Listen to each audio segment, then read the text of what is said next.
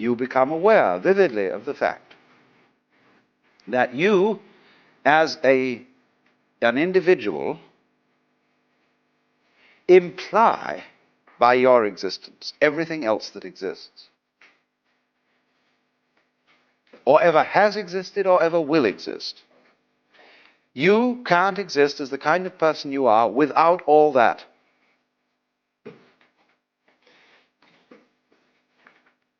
Now, that's the secret to the connection between you and the cosmos. Just as a back doesn't exist without a front. In just that sort of way, all of it doesn't exist without you, and you don't exist without all of it.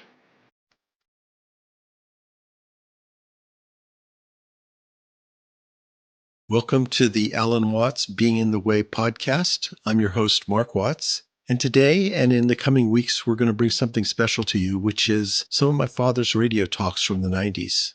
Being in a half-hour format, these radio programs are a little shorter than what we've been doing in the past. And so even though you may be spending a little bit less time with us, I hope that you'll enjoy the program and seek out our other offerings at alanwatts.org, where you'll find a variety of selections, including offerings from our new streaming channel. You'll also find the podcast there and a variety of other offerings, including biographic material about my father and his rich legacy. Our podcast today is Out of the Trap Part 2. This morning, I was discussing the two great myths which underlie Western man's sense of identity. The Judeo-Christian myth of a universe founded upon the personal decision of a cosmic king, whose image, however gracious and loving it may be in certain aspects, is historically founded on the great monarchs of the ancient Near East, on people like Hammurabi and Amenhotep IV, and in their turn David and Solomon. Also, be it said, on the image of Cyrus, who liberated the Hebrews from their captivity in the Babylonian Empire. And the very word Cyrus, of course, is the Greek word for Lord, Kyrie, Kyrios, so Kyrie eleison. The question is, are we worshipping Cyrus or the Lord of the universe? Now, I pointed out that this mythology became intolerable to Western man because it was a conception of the universe that was just too damn intelligent. The whole thing was peaking on you. And so it was very comfortable to be able to exchange this mythology for a conception of the universe as being purely mechanical, stupid, and empty. Only you paid for that the price of knowing that you were futile, that you too were a machine. But some people would rather a dead universe than a living one with standards of righteousness that were a little bit oppressive. But the point I wanted to make is that the latter story about the world is just as much of a myth as the former one. Although this conception of the Newtonian universe, this mechanical trap, is plausible today, this is merely a matter of fashion. And so what we saw was this. You can talk the universe down by describing everything intelligent in it as a special form of unintelligence. On the other hand, you can talk it up by saying that all unintelligent things are merely special forms of intelligence, to say rather low-grade forms of intelligence, but intelligent nonetheless. And that is a more complementary view to things than the other one. And I was suggesting that it's, on the whole, better policy to pay compliments to life than to give it insults. As the proverb says, you don't catch flies except with honey. And after all, if things do manage to exist and to go along, the view which has the positive edge to it is likely to be better than the one that has the negative edge. Not because I'm trying to be some sort of Pollyanna person or silly optimist, but simply because in the interchange, or you might call it conflict game, between the various pairs of opposites, although the snake has the best lines, the dove wins out in the end. Because the dove does it just a little bit more. Do you see what I mean? For example, in the system of Hindu cosmology, the period of manifestation is divided into 4 yugas, 4 epochs, and they differ in length. The best one comes first, and that's the longest, and everything is just splendid. Then there comes a second epoch that's not so good. It's a bit off balance, and that lasts pretty long, but not as long as the first one. Then there comes another epoch in which the powers of good and evil are equally balanced, and that lasts still shorter. Finally comes the so-called Kali Yuga, which is the worst one, when evil is triumphant, and the whole world blows up at the end, and that's the shortest.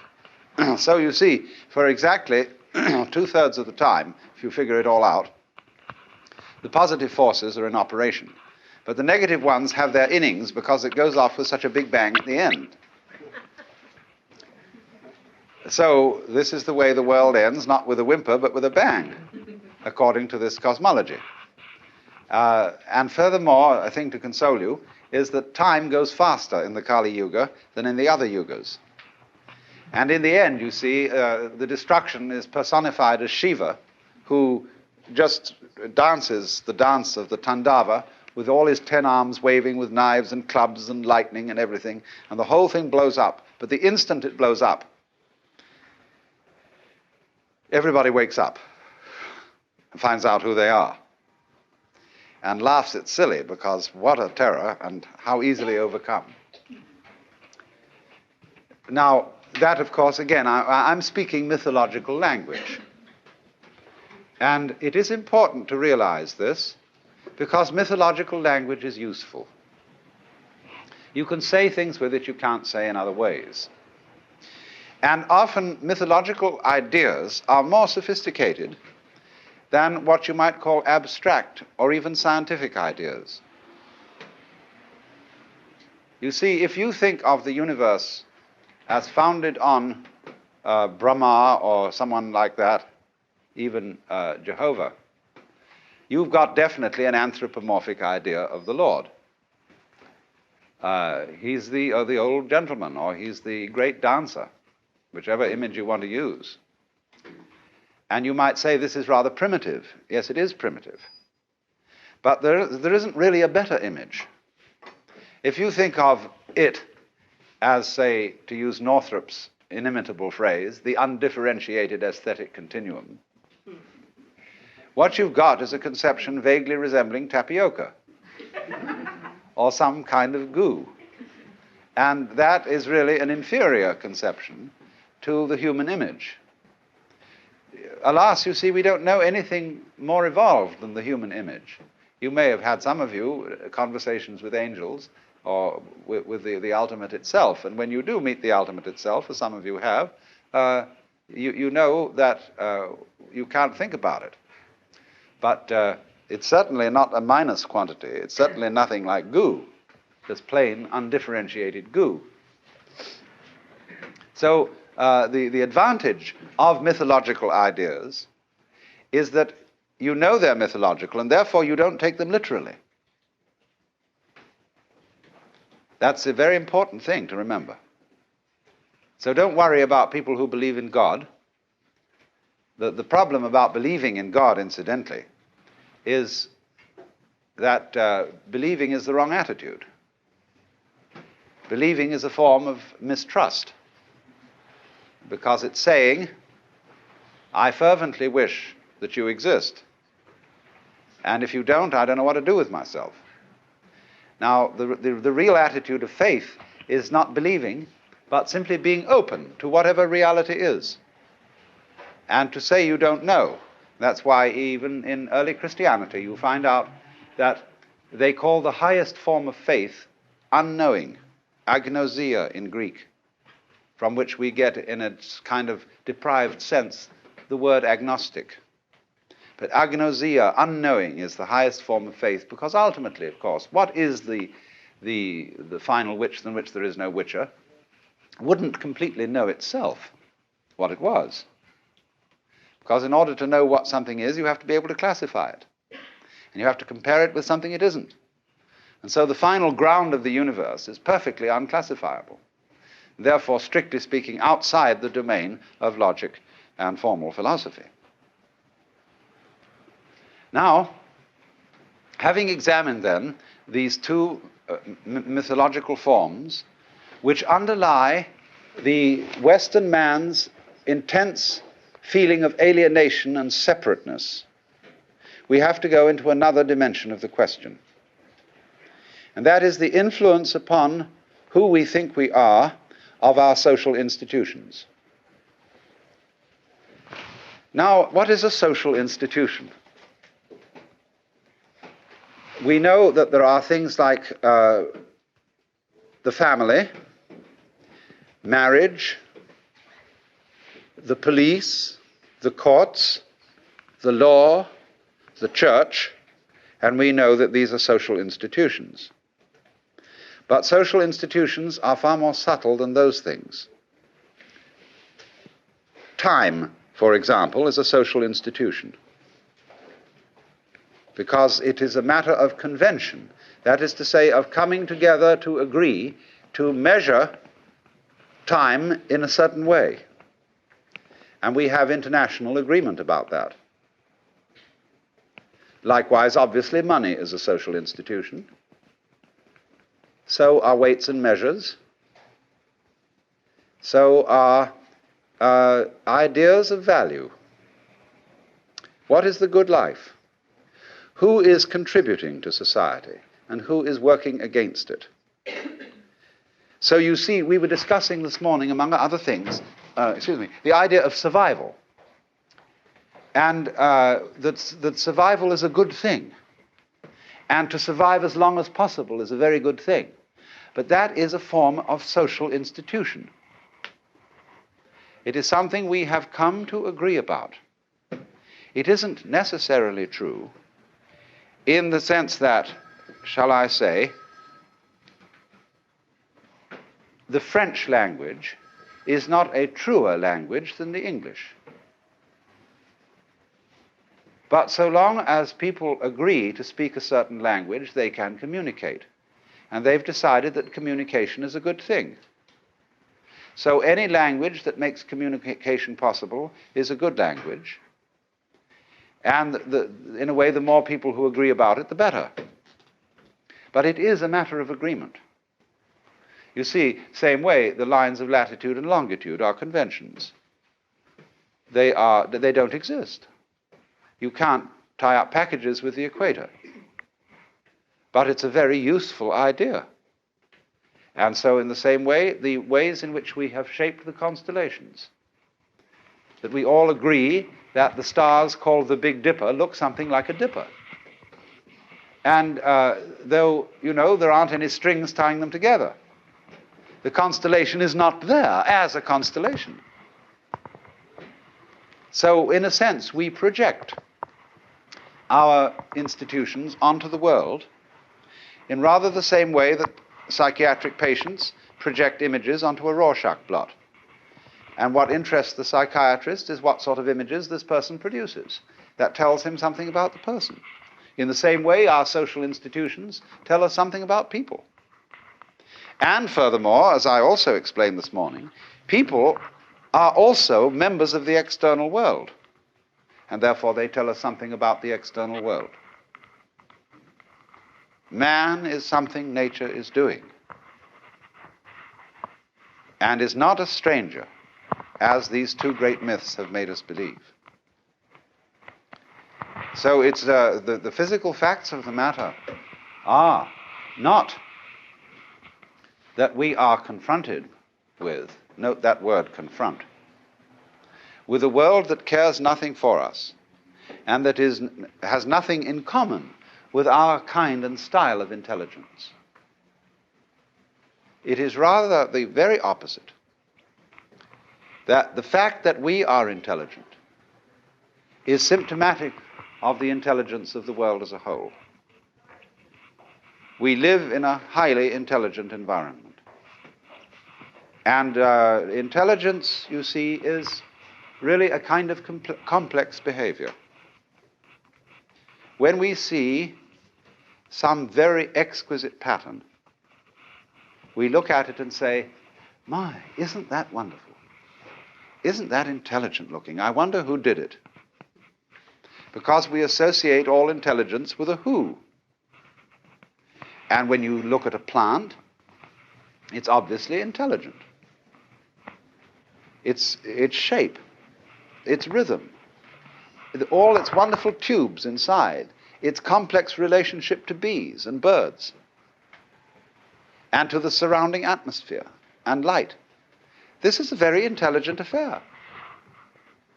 Now, in just the same way we are related to the external world as plants are, in amazingly complicated ways, and by and large we don't notice them.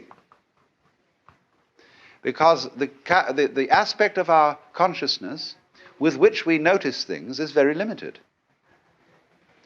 It notices what it calls facts, things and events, and pinpoints them, it pulls them out as significant. You see, when you remember coming here, and what you saw and who was here, you only remember very tiny bits of the whole scene. You will not remember what very many people wore unless you happen to be interested in clothes. You won't really remember how they did their hair, what their styles were, unless you are peculiarly interested in hairstyles. You probably won't notice their shoes at all. And goodness knows what else that nobody has ever thought to notice. But when, under certain circumstances, our consciousness becomes expanded, as in mystical vision, you begin to become aware of things that you don't notice. One of the most important things that we don't notice is space. Most people regard space as nothing. It's just a void in which we move around. But actually, space is terribly important. It has properties.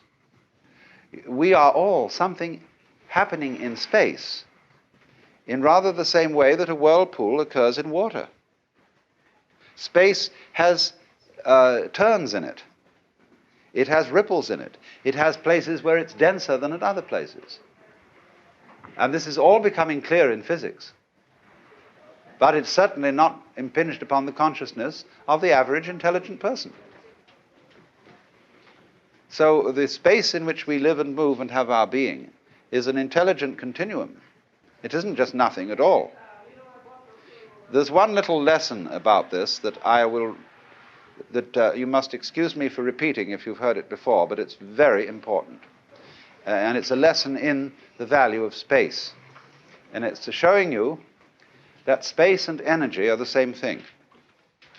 Let us suppose that we have a universe in which there is only one ball, and that's all there is. There isn't anything else. Nobody can say of this ball whether it's moving or not. Therefore, it doesn't appear to manifest any energy. You can't say it's moving, and you can't actually say it's still. There's no way of thinking about it. Now introduce into our universe a second ball, and we notice that they get further apart. Now one of them is moving, or both are moving, but we can't decide which. We only know there is energy here, there is motion.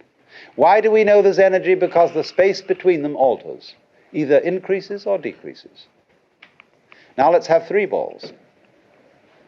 And you find two of them stay close to each other, and the other one gets further away. Now which one is moving? The majority is going to decide. The two that stay together are going to say, we are moving away from that one. Or else, if they want to argue it differently, they say, we are standing still and that one is moving away from us. Do you see? All these views are equally true. But if an argument starts up, the majority is going to win. But the point is, you see, Space and energy are fundamentally related. There is no manifestation of energy without space. Also, we can drag in time, but I don't want to make it complicated. I want to make this little image as simple as possible so as to understand the importance of space. That is to say, of the surroundings of things, of the background. And the background is ignored in ordinary consciousness. But in mystical consciousness, the background becomes important. You become aware vividly of the fact that you, as an individual, imply by your existence everything else that exists, or ever has existed, or ever will exist. You can't exist as the kind of person you are without all that.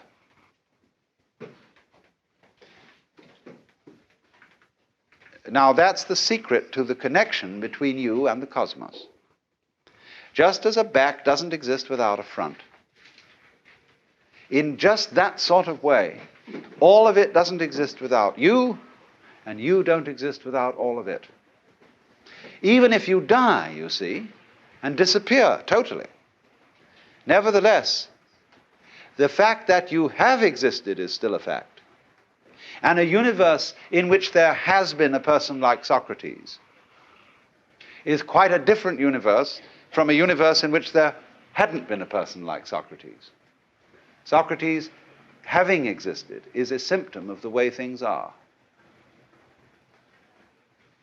So fundamentally, we get a picture of the cosmos in which the self, the real I, is the whole thing. Just as we say of an individual human body, you are John Doe, and that's all of you. Although if we look at you very carefully under an electron microscope, we will find that molecules in your blood are further apart than the earth and the sun. What makes you think you're a unity? It's quite a thought. Well, it's space. And so in the same way, such a relationship exists between our galaxy and other galaxies and so on. It's obvious. So then, by various conventions and social institutions, we develop the impression that this isn't so. We learn to ignore. We learn not to notice certain things. And do you know, not noticing is very, very important. In the Hindu theory of politics, what are spiritual virtues have political counterparts. For example, in the spiritual domain, the word upaya, U-P-A-Y-A, means merciful techniques for awakening people. Clever devices used by a teacher. In the political domain, the word upaya means cunning, deceit. Likewise, in the spiritual domain, upeksha means equanimity. In the political domain, upeksha means overlooking. When, for example, the boss of a big concern finds that one of his employees is taking out a little bit of the petty cash, now he figures out, is this man worth it? Are his services really worth it? And shall I merely ignore the fact that he's doing this? That would be upeksha. Now, in our whole society, we do an enormous amount of upeksha. The things we overlook. There are obvious things that we don't talk about. There is a taboo side to life that we don't mention. We're supposed to overlook it. You know, when silk stockings were first invented, with the fine mesh type, a present of several dozen of them was sent by an important American businessman to the Queen of Spain.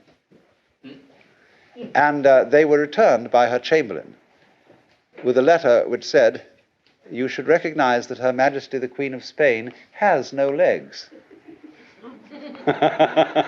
In other words, those legs don't officially exist. So only what exists officially is what is noticed And as we say, noted, noteworthy, make a note of it in your mind, in your date book. Noting and noticing, notation, you see, they're all based on the same idea, what we attend to. But there are a lot of very attention-worthy things that we ignore. But part of the whole game, you see, of a cosmos is played in this way. Imagine the cosmos as a great harp. You know, the angels are supposed to play harps in heaven. Well, the actual harp they play is the total possibility of vibrations. Now, you know about the spectrum of light. That is a series of vibrations. So is the spectrum of sound. Then beyond light, there are other vibrations which are not picked up by our senses, but instruments pick them up. And then there must also be many vibrations as yet not picked up by any instruments that we have. Now, what is, you see, what we call nature is a system of picked up vibrations. Some vibrations aren't picked up, and therefore nothing appears. That's why it seems that there's space around things, because the vibrations there aren't picked up. They're not noticed. And this is why there is a whole domain of Hindu and Buddhist philosophy called Tantra. Tantra refers to the idea of weaving. And so when you have a warp and a woof,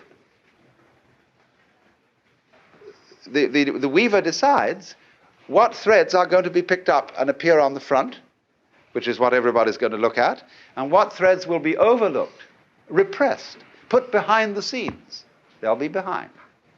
And so it will appear that we have a birdie here and a birdie there and a birdie there, and no connection between the birdies. Actually, if you look on the other side, you will see that the red threads which made the birdies against a white background continues. Only that's not noticed. So in this way, we are taught from childhood. We are indoctrinated in a system of social institutions that are simply rules about what is to be noticed and what is not to be noticed. That's why children ask sometimes very odd questions about things that adults don't notice. The famous story of the little boy who's been taken to a concert where a lady is singing, and he says, "Mama, why does she scream when she yawns?"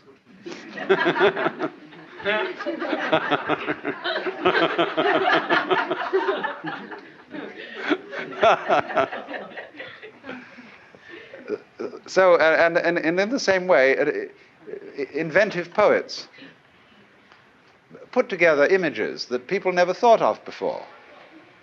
It's like Yeats's famous phrase, the bee-loud glade.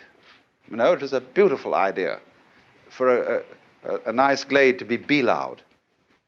And everybody says, wow, think of that. We never thought of that before. We never thought of it in just that way. We didn't notice that.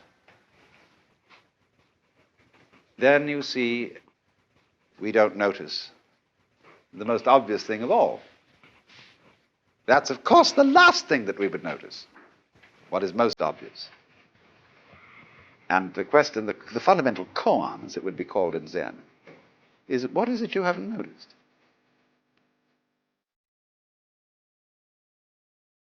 You've been listening to Alan Watts in another offering from the Being in the Way podcast. I hope you'll visit us at alanwatts.org, and there you'll find a great selection of recordings, including previews from our new streaming channel, along with biographic materials and links to these podcasts in video form.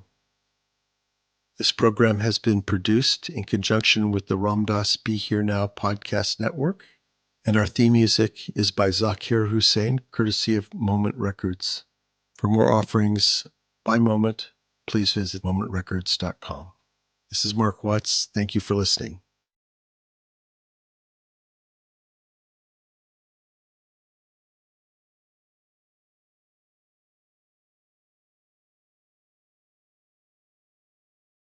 You know, there's something absolutely extraordinary that occurs when two people who have genuinely awakened to their true nature encounter each other. It's not what the romantic novels tell you. It's not what the spiritual communities often describe. It's something far more subtle, far more profound, and in many ways far more beautiful than anything we've been conditioned to expect. Most relationships if we're honest, are based on a kind of mutual incompleteness. Two people come together because each feels that something is missing, something is lacking, and the other person seems to promise to fill that void. This is what we usually call falling in love, but it's really falling into need. It's two halves trying to make a whole, two empty cups trying to fill each other, two drowning people clinging to each other in the hope of staying afloat. And there's nothing wrong with this, necessarily. This is where most of humanity lives, and these relationships can be perfectly functional, even pleasant. But they're based on a fundamental misunderstanding. They're based on the belief that you are incomplete, that happiness exists outside of you, that another person can give you what you lack within yourself. But when two awakened souls meet, something entirely different happens. And the first thing you need to understand is that awakened souls don't need each other. Let me repeat that because it's crucial. They don't need each other. They're already complete. They've already discovered that the wholeness they were seeking was never outside themselves. They've realized that they are not separate, limited beings who need to be completed by another. They are the universe itself, experiencing life through a particular form. So when two such people encounter each other, they're not coming together to fill a void. They're coming together because they want to, not because they have to. And this simple distinction changes absolutely everything. The entire quality of the relationship is transformed when it's based on choice rather than need, on preference rather than desperation, on celebration rather than compensation. Think about it this way. When you're hungry, really hungry, you'll eat almost anything. You're not tasting the food, you're just trying to fill the emptiness. But when you're already satisfied, when you're already full, then if you choose to eat, it's pure enjoyment. You're tasting every flavor, appreciating every texture. You're eating for the pleasure of eating, not to fill a hole. This is what happens when awakened souls come together. They're not using each other. They're not trying to extract something from each other to fill their inner emptiness. They're simply enjoying each other, appreciating each other, celebrating the mystery of consciousness, recognizing itself in another form. And here's what's fascinating. Because neither person needs the other, because neither is clinging or grasping or demanding, there's a kind of freedom in the relationship that most people never experience. Each person is completely free to be themselves, to change, to grow, to move. There's no sense of possession, no fear of loss, no desperate attempt to control or manipulate or make the other person conform to some image of what they should be. When an awakened person looks at another awakened person, they're not seeing someone they need to complete them. They're seeing the universe looking back at itself. They're recognizing that the consciousness looking out of those other eyes is the same consciousness looking out of their own eyes. It's one awareness experiencing itself from two different vantage points, playing a kind of cosmic game of hide and seek. This recognition creates a very particular kind of intimacy. It's not the desperate, clinging intimacy of two people who fear being alone. It's not the melodramatic intensity of two egos trying to merge and losing themselves in the process. It's something much more spacious, much more relaxed. It's the intimacy of two dancers who trust each other completely, who don't need to hold on to each other to stay balanced, who can move independently while still being perfectly synchronized. Let me tell you what doesn't happen when two awakened souls meet. There's no drama. Oh, there might be passion, there might be intensity, but there's no drama in the neurotic sense. No games, no manipulation, no power struggles, no desperate attempts to change the other person. Because both people have seen through the game of ego. They're not playing it with each other. There's no jealousy, or at least no clinging jealousy. An awakened person might feel a momentary flash of jealousy because they're still human, but they don't identify with it.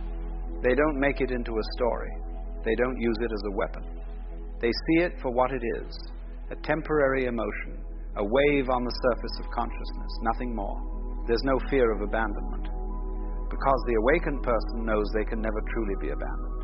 They know that even if the other person walks away, they're still complete, still whole, still connected to the universe itself. They might feel sadness at the ending of a relationship, but they don't experience that existential terror that comes from believing you've lost something essential to your survival. And perhaps most importantly, there's no attempt to possess the other person. The awakened soul understands that you cannot possess another human being any more than you can possess the wind or the ocean or the sky. The other person is free, has always been free, will always be free. And rather than seeing this as a threat, the awakened person sees it as beautiful. They're not trying to cage a bird.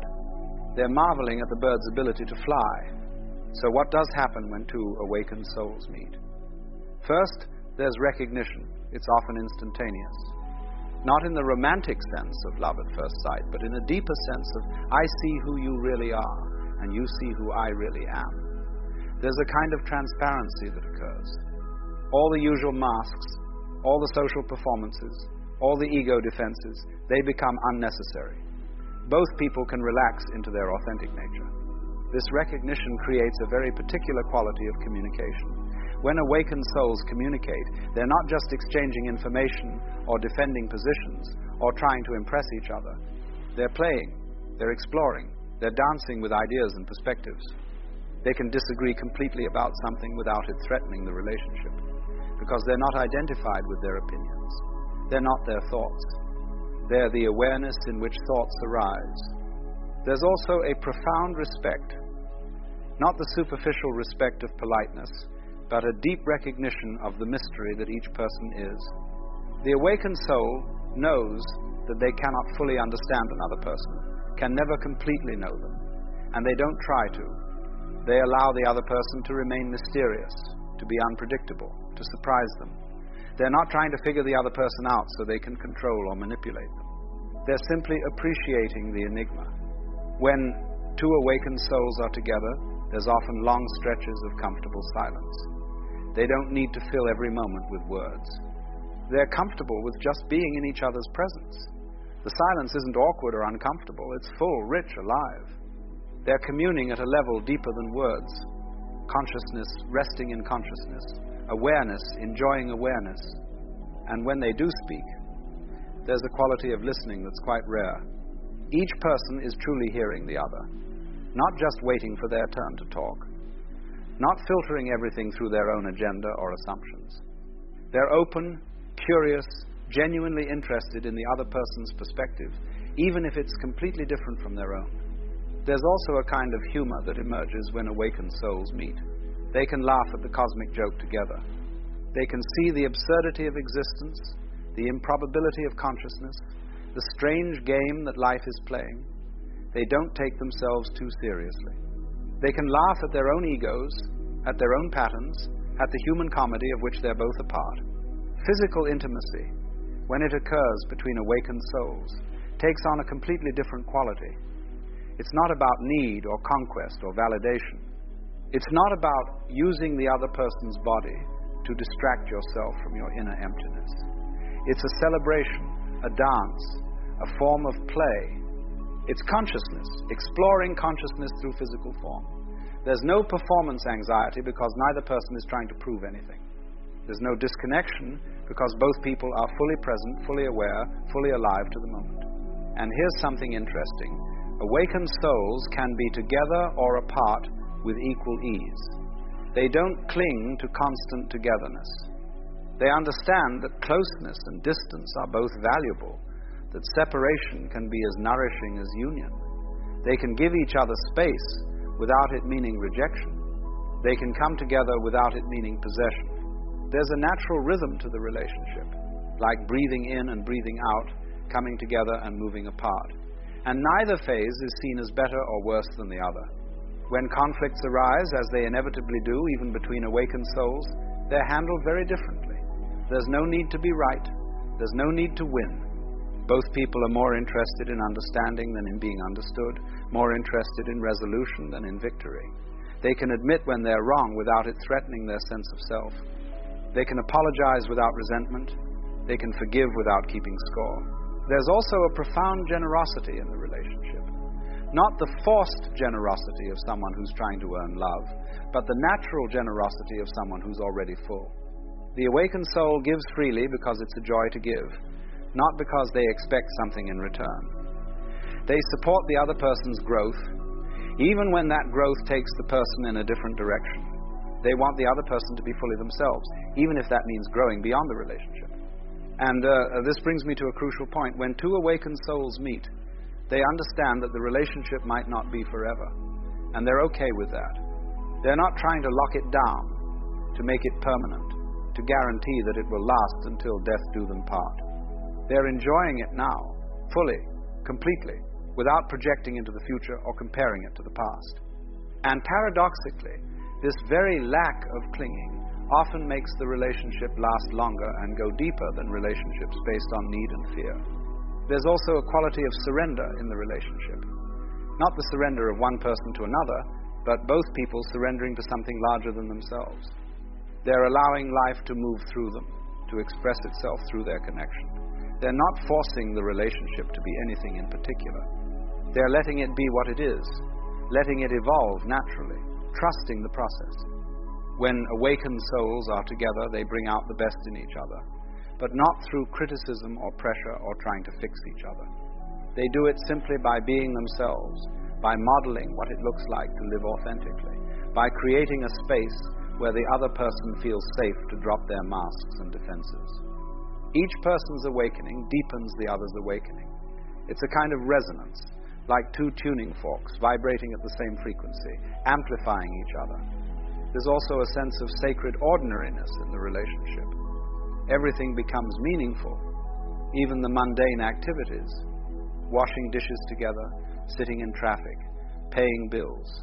These ordinary moments become infused with presence, with awareness, with the recognition that this moment, exactly as it is the only moment there ever is. They're not waiting for some special moment in the future to be happy. They're finding the extraordinary in the ordinary, the sacred in the mundane. And here's something that might surprise you. Awakened souls can feel all the emotions that everyone else feels. They feel attraction, affection, even jealousy and anger and sadness. But they don't identify with these emotions. They don't make them into problems. They don't build stories around them. They feel them fully and completely, and then let them pass. It's like weather passing through the sky. The sky doesn't cling to the storm or push away the sunshine. It allows both to come and go. When two awakened souls meet, there's also a recognition that the relationship is not about personal fulfillment. It's not about completing each other or finding happiness together. It's about something much larger. It's about consciousness exploring itself, about the universe experiencing itself in relationship, about life expressing itself through the dance of two beings who've remembered who they really are. There's a famous Zen saying, before enlightenment, chop wood, carry water. After enlightenment, chop wood, carry water. The same could be said for relationships. Before awakening, you relate to another person. After awakening, you relate to another person. The actions might look the same from the outside. But the inner quality, the inner experience, is completely transformed. The awakened relationship is not free from challenges.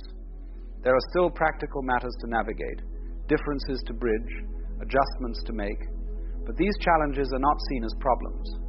They are seen as opportunities for deeper understanding, for greater wisdom, for more complete presence.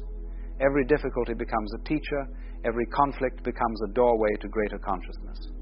And perhaps most beautifully, when two awakened souls meet, they create a field of consciousness that affects everyone around them. Their presence together has a quality that others can feel, even if they can't articulate it. It's peaceful but not passive. It's joyful but not manic. It's loving but not needy. It radiates outward, touching everyone it encounters, inviting others to remember their own true nature. This is what happens when two awakened souls meet. Not the fireworks and drama and desperate clinging of neurotic love, but something far more precious. A meeting of two beings who've remembered what they are, who see the divine in each other, who can dance together without stepping on each other's toes, who can be completely together and completely free at the same time. It's a relationship not of need but of celebration, not of possession but of appreciation, not of fear but of trust, not of becoming but of being. And in this being together, in this mutual recognition, in this dance of consciousness with consciousness, something profound is revealed. That love is not something that happens between two separate beings. It is a curious thing this tendency we all share, the urge to hold on to people, to hold on to ideas, to hold on to the stories we tell about who we are and what the world is. We clutch at memories of the past, as though replaying them might somehow make them last forever. We grip tightly at visions of the future, as if our grasp could bend time to obey our plans. And yet, in all this holding, we discover a strange weight. Instead of safety, it gives us a kind of suffocation. Instead of comfort, it makes us anxious, always fearing the moment when our grip might slip. Why do we hold on so desperately? It is because we have been taught that to let go is to lose. If I let go of this relationship, I will be abandoned. If I let go of this belief, I will be adrift. If I let go of control, everything will fall apart. And so, with clenched fists, we drag the baggage of yesterday into today and try to pack tomorrow into the same suitcase until we are exhausted under the sheer weight of it. But life, you see, is not meant to be carried like this. Life is a river, not a stone. It moves, it flows, it shifts. And when we try to grasp the current, we only end up with water slipping through our fingers. The tighter we hold, the more we realize we cannot truly hold at all. Consider for a moment the simple act of breathing. You breathe in, and then you must breathe out. If you try to only inhale, clinging to the air as though to lose it would mean to lose your life, you will suffocate. The very act of living requires release. It requires the rhythm of in and out, of taking and giving, of holding and letting go. And yet, when it comes to our attachments, we try to live as though we can only inhale, never exhale. The result is the same suffocation, but this time in our minds and our hearts. Look also at nature's trees. Each autumn, they shed their leaves, releasing what no longer serves them. They do not argue with the season. They do not cling to what has had its time. And because they let go, they are renewed. Spring comes and new leaves burst forth. Imagine if the tree resisted. Imagine if it gripped every leaf in panic, crying, "I cannot let this one go. It is mine. It defines me." What would happen? The tree would rot, unable to grow, unable to flourish. It is only in release that life finds its rhythm. But we, unlike the tree, tell ourselves stories. We imagine that if we let go, we will fall into emptiness. We imagine we are separate little beings standing against the tide of existence, and that if we do not hold on, the tide will wash us away. And so we resist, and we resist until the struggle becomes unbearable. Think of how we hold on to relationships that have already ended in spirit, afraid of the silence that might follow. We hold on to old identities. I am this kind of person.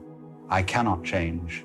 I must always live this way, even when the skin has grown too tight, like clothes from childhood that no longer fit. We hold on to resentments, to grievances, to past mistakes, dragging them behind us like heavy stones, all the while wondering why we feel so tired. But the truth is, letting go is not the opposite of love, nor the opposite of care. To let go is not to reject. It is to recognize the natural movement of things, just as waves rise and fall, just as days begin and end, just as lives appear and dissolve, so too does every form, every moment, follow the rhythm of arising and passing. To resist this rhythm is to resist life itself. It is like trying to stop a river with your hands. You may feel, for a brief instant, that you are succeeding, but soon the current pushes past, stronger than your grip, indifferent to your effort. And then you are left exhausted while the river flows on. But why do we resist so fiercely? Because we mistake holding for control. We believe that if we grip tightly enough, we can preserve what we love, secure what we fear to lose, or shape the future to our design. And yet, have you noticed? The things we cling to most fiercely are often the very ones that slip away. Think of the lover smothered by another's insecurity, who leaves not because of lack of love, but because they cannot breathe under the grip.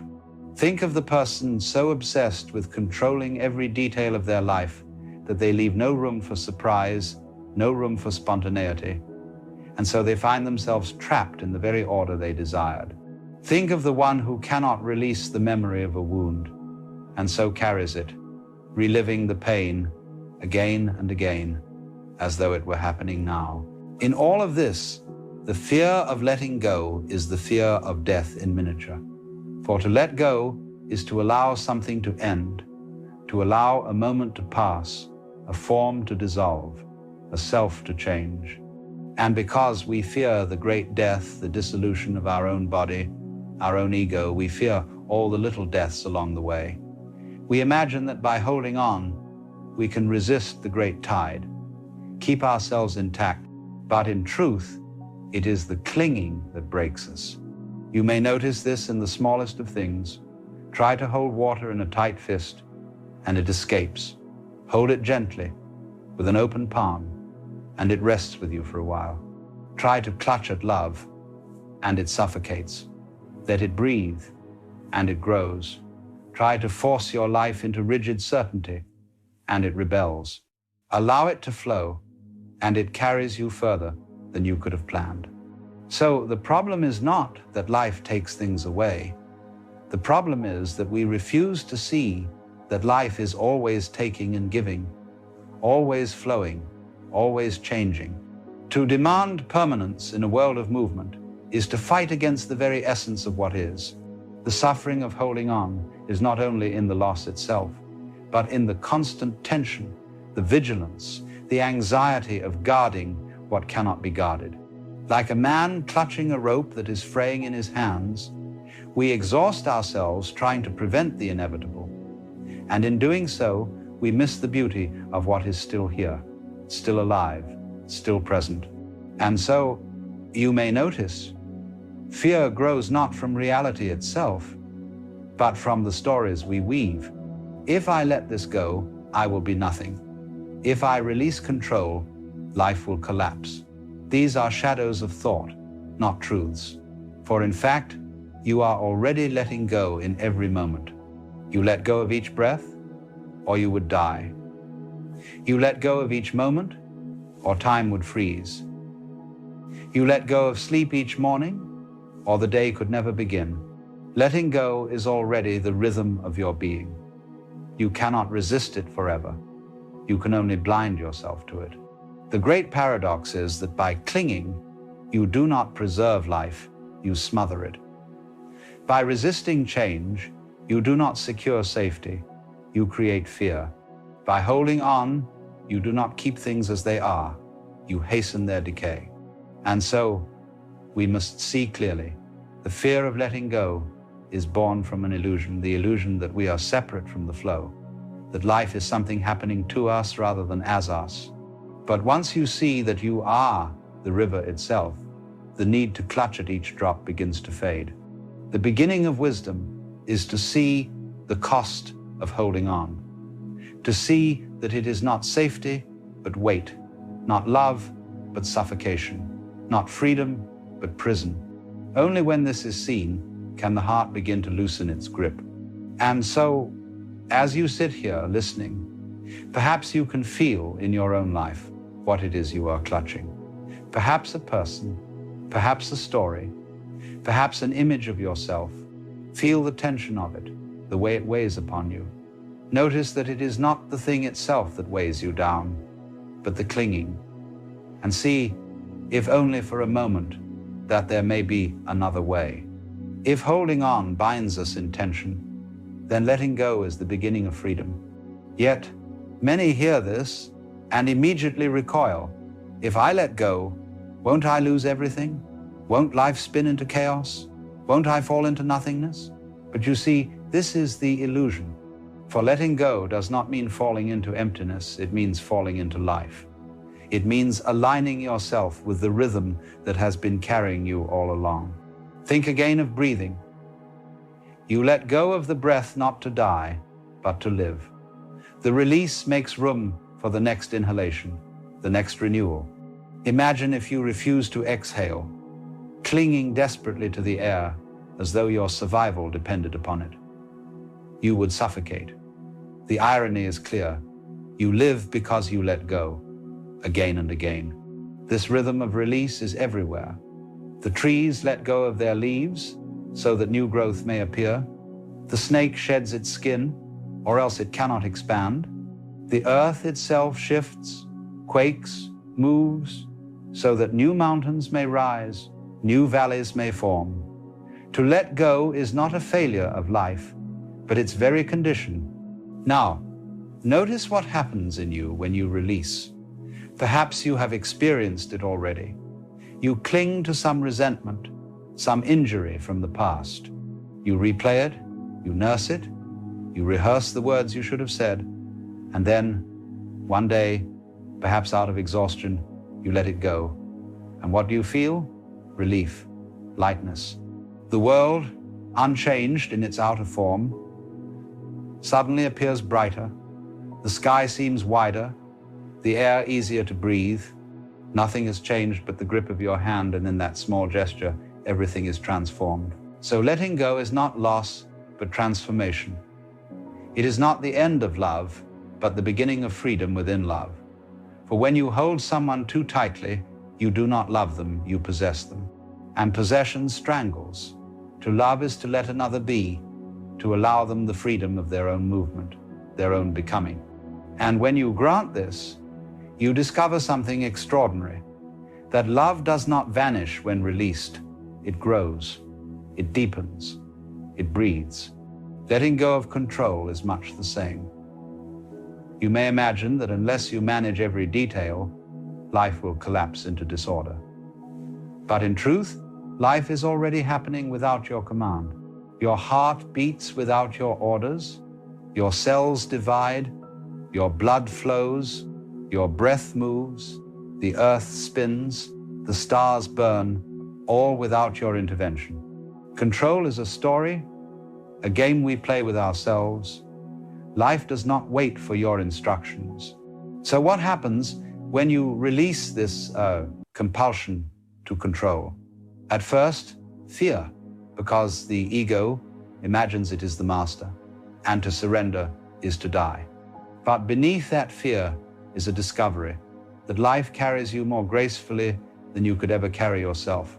Like a swimmer who finally stops thrashing and allows the water to hold them, you realize you are buoyant. You do not sink into chaos. You float into harmony. Now, letting go does not mean apathy. It does not mean turning your back on life or abandoning care. It means participating without clinging, engaging without grasping. It is like dancing with a partner. If you clutch at them, the dance is stiff and awkward. If you collapse and refuse to move, the dance cannot happen at all. But if you allow, give and take, guiding and yielding, the dance becomes alive, spontaneous, free. So it is with life. You are not to be a puppet, dragged helplessly, nor are you to be a tyrant, forcing every step. You are to be a dancer, moving with the rhythm, listening, responding, trusting. This is what the Chinese called wu wei, not forcing, not straining, but moving with the grain of the universe. Now, one of the greatest fears in letting go is the fear of death. We cling to life, imagining that if we grip hard enough, we can stave off the inevitable. But death is not the enemy. Death is the great letting go, and without it, life would not be. Just as sleep is necessary to renew the body, so death renews the cycle of existence. The leaf falls, but the tree lives on. The wave dissolves, but the ocean remains. And so, when you let go in small ways of a thought, of a grievance, of a fear, you are practicing the art of dying. You are rehearsing the great surrender that will one day come to us all. And in practicing it, you discover that death is not destruction, but renewal. What falls away makes room for what is to come. Even time itself teaches this. You cannot cling to a single moment. Try as you may to preserve it, the moment passes. The laughter fades, the embrace ends, the sunset gives way to night. And yet, this is not a tragedy, for the very passing makes room for what is next. If the day did not end, the night could not begin. If the note did not fade, the song could not continue. Life is not in the holding of one instant, but in the continuous flow from one to another. So, letting go is not abandonment. It is participation in the rhythm of existence. It is to see that you are not separate from the flow, standing against it, but the flow itself. You are not the hand clutching at the river. You are the river. And once this is seen, the fear begins to loosen. Now, notice in your own life where this might be so. Perhaps there is a person you cannot release, even though the time has passed. Perhaps there is a version of yourself you cling to, though it no longer fits. Perhaps there is a fear you rehearse endlessly, as if preparing for it could prevent it.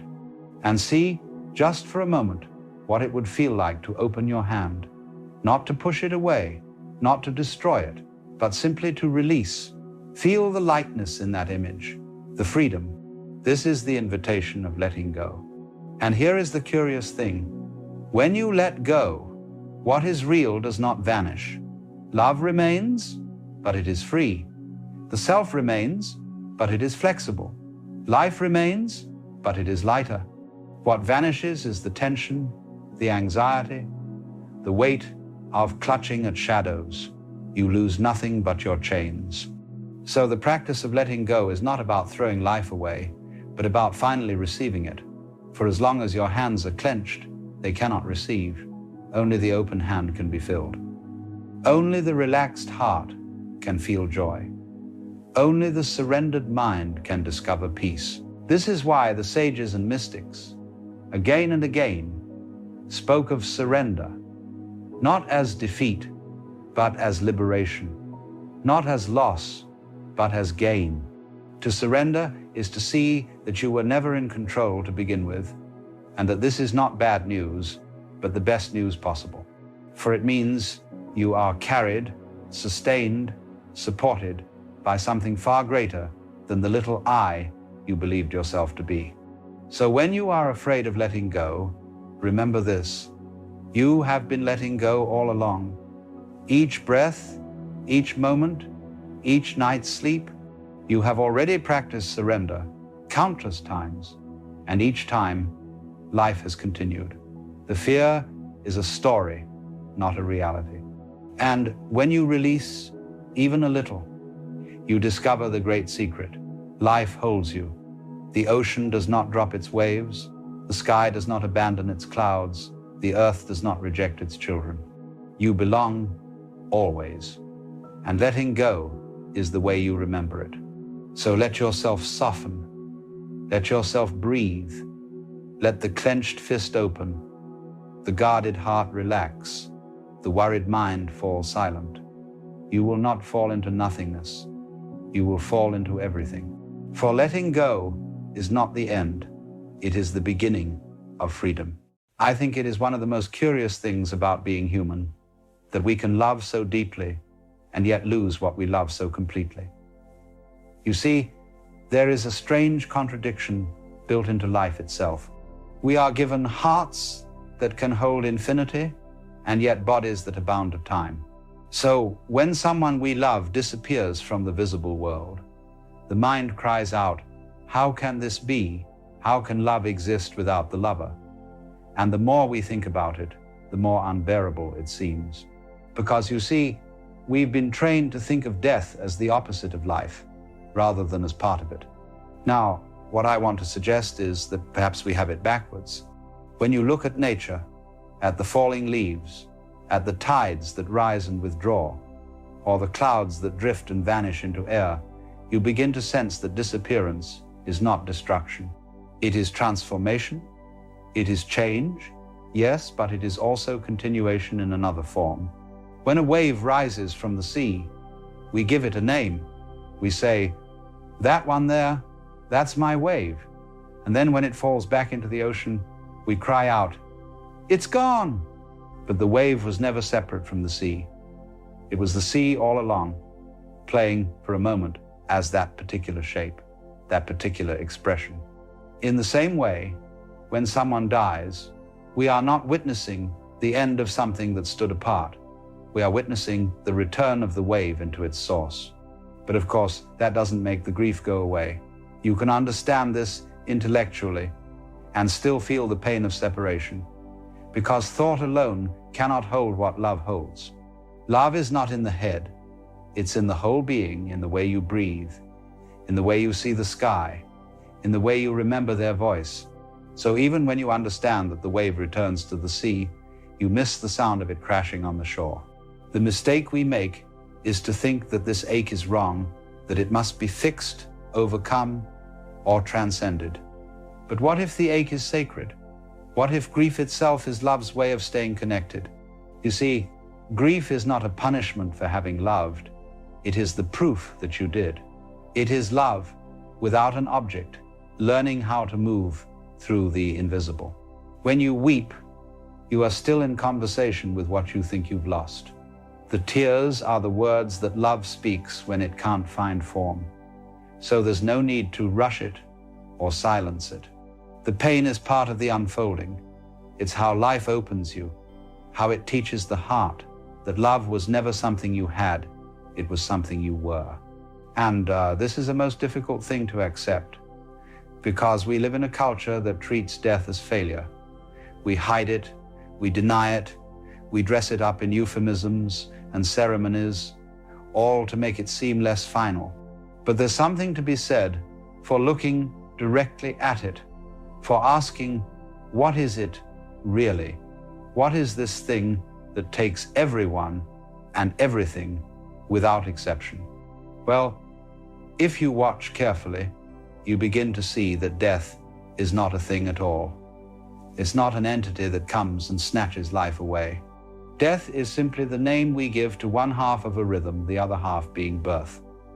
You can't have one without the other, just as you can't have up without down or front without back.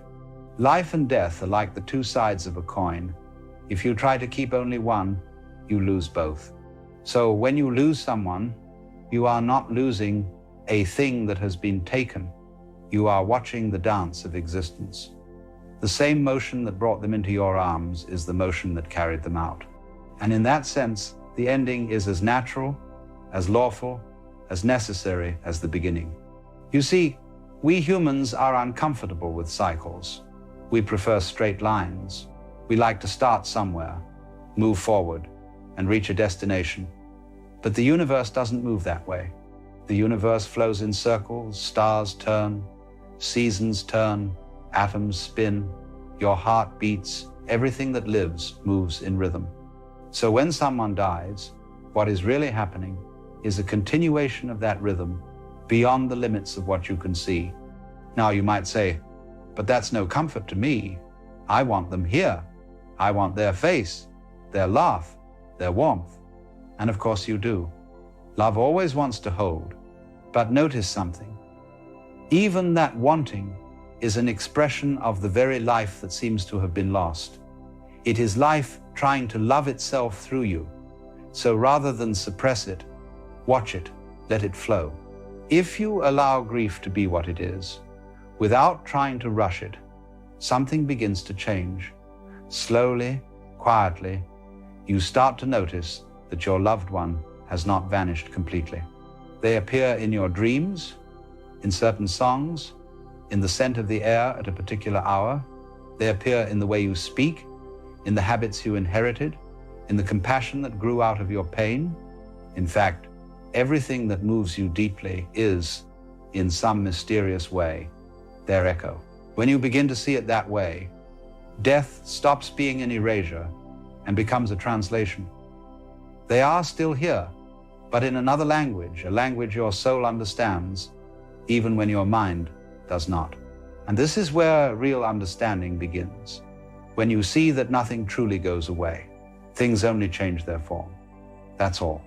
When a candle burns, the wax melts, The flame flickers, the smoke rises, and yet nothing has been lost. The energy simply transforms. Likewise, when a person leaves this world, their being transforms into patterns too subtle for the eye, but still present in the great fabric of existence. Their laughter may now be the wind through the trees, their kindness the warmth of a sunrise, their spirit the space between your thoughts. The mind will still protest. That's just imagination. But imagination, you see, is one of the ways life perceives itself. It is the bridge between the seen and the unseen. When you imagine your loved one smiling at you, that is life remembering itself through your form. That is the eternal whisper saying, we never truly parted. And perhaps that's what death really teaches us, that separation was always an illusion. The space between you and the one you love was never a distance. It was a kind of dance. Two expressions of the same energy, meeting for a moment, recognizing themselves in each other, and then moving on. You can't hold a dance in place, but you can join it. You can feel the rhythm that moves through every life, and see that even endings belong to it. In that way, grief is not the enemy of love, it is love in motion, love returning to its source. So the next time you feel the ache of loss, don't push it away. Listen to it. It's trying to show you that you and the one you love are not two separate candles, but two flames of the same fire. The forms may change, the light remains. Because what dies is not the being, but the boundary. And what remains is everything that boundary once contained. And perhaps the most loving thing you can do for someone who is gone is not to cling to the form they once took, but to live so fully that life itself continues to speak their name through you. Because in the end, the one you loved is not behind you, they are within you. The sea has not lost the wave. The sea is the wave. And that means, quite literally, you have never lost them. You have only lost the idea of where they end and where you begin. If you stay with this, if you really let grief do its work without resisting it, something extraordinary begins to happen. The pain, which once felt so sharp and unbearable, starts to open like a seed cracking under pressure. And from within that brokenness, something alive begins to grow. You start to sense a quiet stillness beneath all the noise, a kind of spaciousness in which both joy and sorrow can exist side by side. Now, you may not notice it at first. It's subtle. You find it between the tears, in the small silences when you're not struggling against what is. But it's there, that presence that doesn't come and go, that awareness that watches everything without judgment, and you begin to realize this is what you truly are. Not the one who grieves, not the one who suffers, but the space in which grief and suffering arise. And when you see that, you begin to understand that the person you lost was never outside of that space either. They were in it, of it, just as you are now. The form may have changed, but the essence remains untouched. The trouble is that our minds don't like this sort of talk. The mind says, no, that can't be right. They were here, and now they're gone. But you see, the mind only deals with forms. It can't grasp what has no boundary. The heart, however, knows. The heart has always known. It beats to the rhythm of the whole universe. That's why you can feel someone you love, even across oceans, even after they've passed, because the heart isn't bound by distance. It speaks the language of connection, the same language the stars speak to the sea. But to hear it, you have to grow quiet. You have to let the noise settle. Modern life doesn't make that easy, does it? We're surrounded by distractions, screens, deadlines, endless noise. The moment silence appears, we panic. We rush to fill it, afraid of what it might reveal. But silence is not empty. Silence is full of everything you've ever wanted to know. It's where the truth waits patiently for you to listen. And the truth is this: nothing real can ever be lost. Only the illusions fall away. The roles, the bodies, the stories, they're like waves dancing on the surface. The deep ocean beneath never goes anywhere. Once you feel that, once you know it, not as an idea, but as an experience, the fear of death begins to dissolve, because you realize there's no such thing as gone. There is only change from visible to invisible, from sound to silence, from form to formlessness. And the one who perceives all this, the awareness itself, that has never changed. You see, the mystery of love and the mystery of death are really the same mystery. They both dissolve the boundaries of the self. When you fall in love, you forget yourself in another. When someone you love dies, you forget yourself in longing. In both cases, the you that is separate begins to disappear. And in that disappearance, something larger awakens the realization that what you called you was never alone, never separate, never apart. So grief, in its strange way, is a kind of initiation, a doorway through which the personal dissolves into the universal. It's not about letting go of the one you love. It's about realizing that there was never anyone to hold on to in the first place. Because love was never between you. It was within you. It was the very fabric of your being.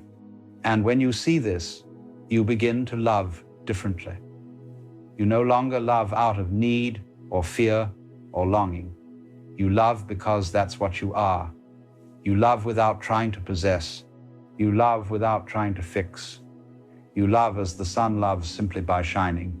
That's what all the great mystics meant when they spoke of enlightenment. It's not about escaping the world or transcending emotion. It's about seeing that everything, even pain, even loss, is part of the same divine play, the same dance of the universe expressing itself through countless forms. Think of a symphony. Each note rises, trembles, and fades away. But it's never truly gone, because it remains within the music. Without the fading, there would be no melody. Without silence, no song. Death, too, is part of the rhythm, not a mistake, not a tragedy, but an essential movement in the grand harmony of being. You see, we spend so much of our lives resisting the natural flow. We fight change, we cling to what was, we try to freeze the moment, but the moment cannot be frozen, it is alive. And to live fully is to move with it, to trust it, to let it carry you the way a river carries a leaf.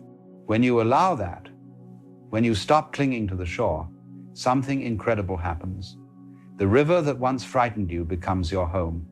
You begin to see that it's not taking you anywhere you don't already belong.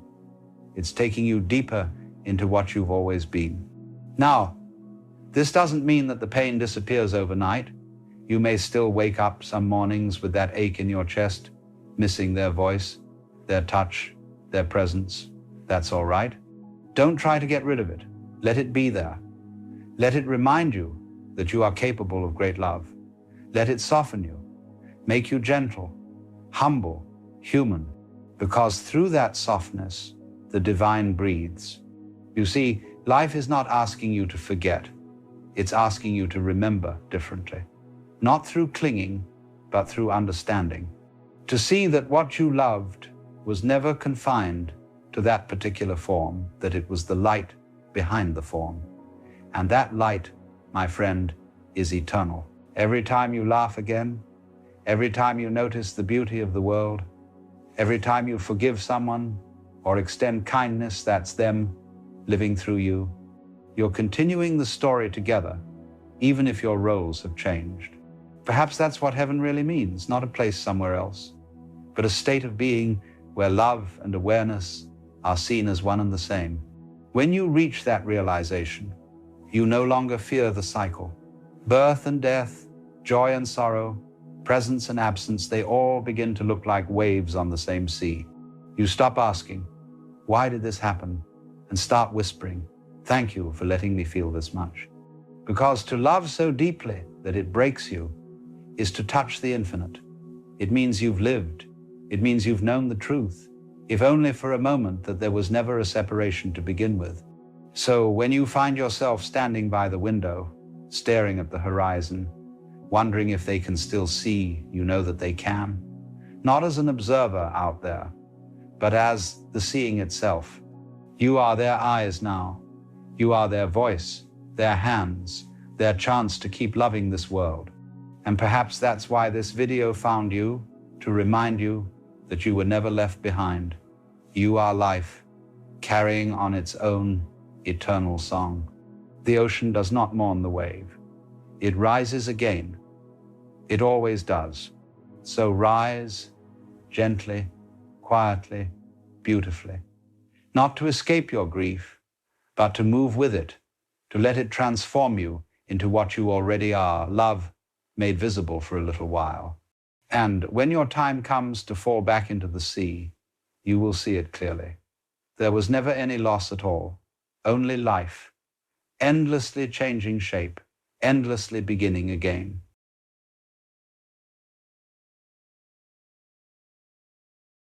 You know, there's something rather strange that's been happening to you lately. The things that used to light you up don't anymore. That song you played on repeat until your ears bled, now it's just noise. The food you craved tastes like cardboard in your mouth. Even the people you love, the ones whose laughter used to fill your chest with warmth, they feel distant, muted, like you're watching them through glass. And here's what terrifies you most. You're starting to wonder if you've lost the ability to feel anything at all. If something inside you has died and you didn't even notice it dying, but I want to suggest something quite different to you today. What if this numbness isn't death at all? What if it's the most dangerous phase of waking up you'll ever experience? Let me describe it more precisely, because I suspect you know exactly what I'm talking about. You wake up in the morning and there's nothing. No dread. Exactly. No excitement either. Just a kind of gray neutrality that follows you like a shadow. You scroll through your phone looking for something, anything that might spark that old feeling. A video, a message, a piece of news that matters. Nothing lands. You try your old escapes. Maybe you binge a series you used to love. Maybe you buy something you don't need. Maybe you reach for a drink, a substance, a person. And here's the truly terrifying part. Even when you get what you wanted, even when the thing arrives or the experience happens, there's no payload, no rush, no satisfaction. It's like biting into fruit and tasting only texture. The sweetness is gone, and you start to panic, don't you? You start running through possibilities in your mind. Am I depressed? Is this a chemical imbalance? Did I burn myself out? Am I broken? You might even go to a doctor. Get tested. Try medications. Read articles about dopamine and serotonin, about hedonic adaptation and anhedonia, and maybe some of that helps, or maybe it doesn't. Because what if I told you that what you're experiencing isn't a malfunction at all? What if this loss, this death of the old joy, is actually a birth in disguise? To understand what I mean, we need to look at what we've been calling joy all these years. Because I don't think you've lost joy. I think you've lost something else entirely. Think back to the last time you felt genuinely happy. Really happy. What was happening? Chances are you weren't just experiencing something pleasant. You were experiencing relief. Relief from hunger when you ate that perfect meal. Relief from loneliness when someone finally texted you back. Relief from boredom when you found that perfect show. Relief from anxiety when the weekend finally arrived. You see, most of what we call pleasure is actually just the cessation of discomfort. It's like this. Imagine you're hitting yourself with a hammer, over and over, and then you stop. The moment you stop feels amazing, doesn't it? Your whole body floods with relief. But that's not happiness. That's just not being hit anymore. This is what the Buddha was pointing at when he said life is dukkha, unsatisfactoriness. Not that life is suffering exactly, but that it's fundamentally unstable, based on lack. We spend our entire lives in this bizarre cycle. Create a problem, solve the problem, feel good for a moment, create another problem. Make yourself hungry so eating feels good. Make yourself lonely so connection feels good. Make yourself bored so entertainment feels good. We've become like addicts who need the withdrawal just to feel the high of the fix. And for most of your life, this worked. This game of scratching itches you created yourself, it was enough. It felt like living. But then something shifted. Maybe it happened slowly. Maybe it happened all at once. But at some point, your consciousness saw through the trick. It's like when you learn how a magic trick works. Once you see the wires, the mirrors, the sleight of hand, you can't unsee them. The magic is broken forever. You can't go back to being fooled. And this is what's happened to you. You've become immune to your own manipulation. The itch you create no longer feels real enough to make the scratch satisfying. The hunger you manufacture doesn't make the food taste better. The loneliness you cultivate doesn't make connection feel profound. You've seen through it. And once you've seen through it, the whole game collapses. This is why nothing brings you joy anymore. Not because you're broken, but because you've outgrown a fundamentally childish way of experiencing life. And right now, you're in withdrawal. Not from drugs or alcohol, but from something far more addictive. You're in withdrawal from experience itself, from the constant stimulation, the peaks and valleys, the drama of your own creation. You're a thrill addict who's been cut off from the supply. And like any addict in withdrawal, you feel like you're dying. You feel hollow, empty, like a ghost walking through a world that's lost its color. You look at people around you who still seem to be enjoying things, and you feel envious, confused. Why can they still feel and I can't? But they're not more alive than you. They're just still asleep, still willing to believe in the game, still able to get high on their own manufactured crises and resolutions. You can't anymore. I knew a woman once, let's call her Maya, who went through this exact thing. She was a musician. Her whole identity was built around the rush of performing, the high of applause, the intoxication of creating something beautiful. And then one day, she sat down at her piano and nothing. No inspiration, no joy, no connection to the instrument that had been her voice for 20 years. She thought she was finished, thought her gift had been taken away. What she didn't realize was that her gift wasn't music. Her gift was the silence underneath the music, and she was finally becoming quiet enough to hear it. But I'm getting ahead of myself, because before you can hear the silence, you have to survive the absence of noise. And I know this feels like death. I know it feels like something precious has been taken from you. But stay with me here, because this is where it gets interesting. Imagine you've spent your entire life in a dimly lit room, a room lit only by candles. And you've been fascinated by the shadows these candles cast on the walls, the dancing shapes, the flickering movements.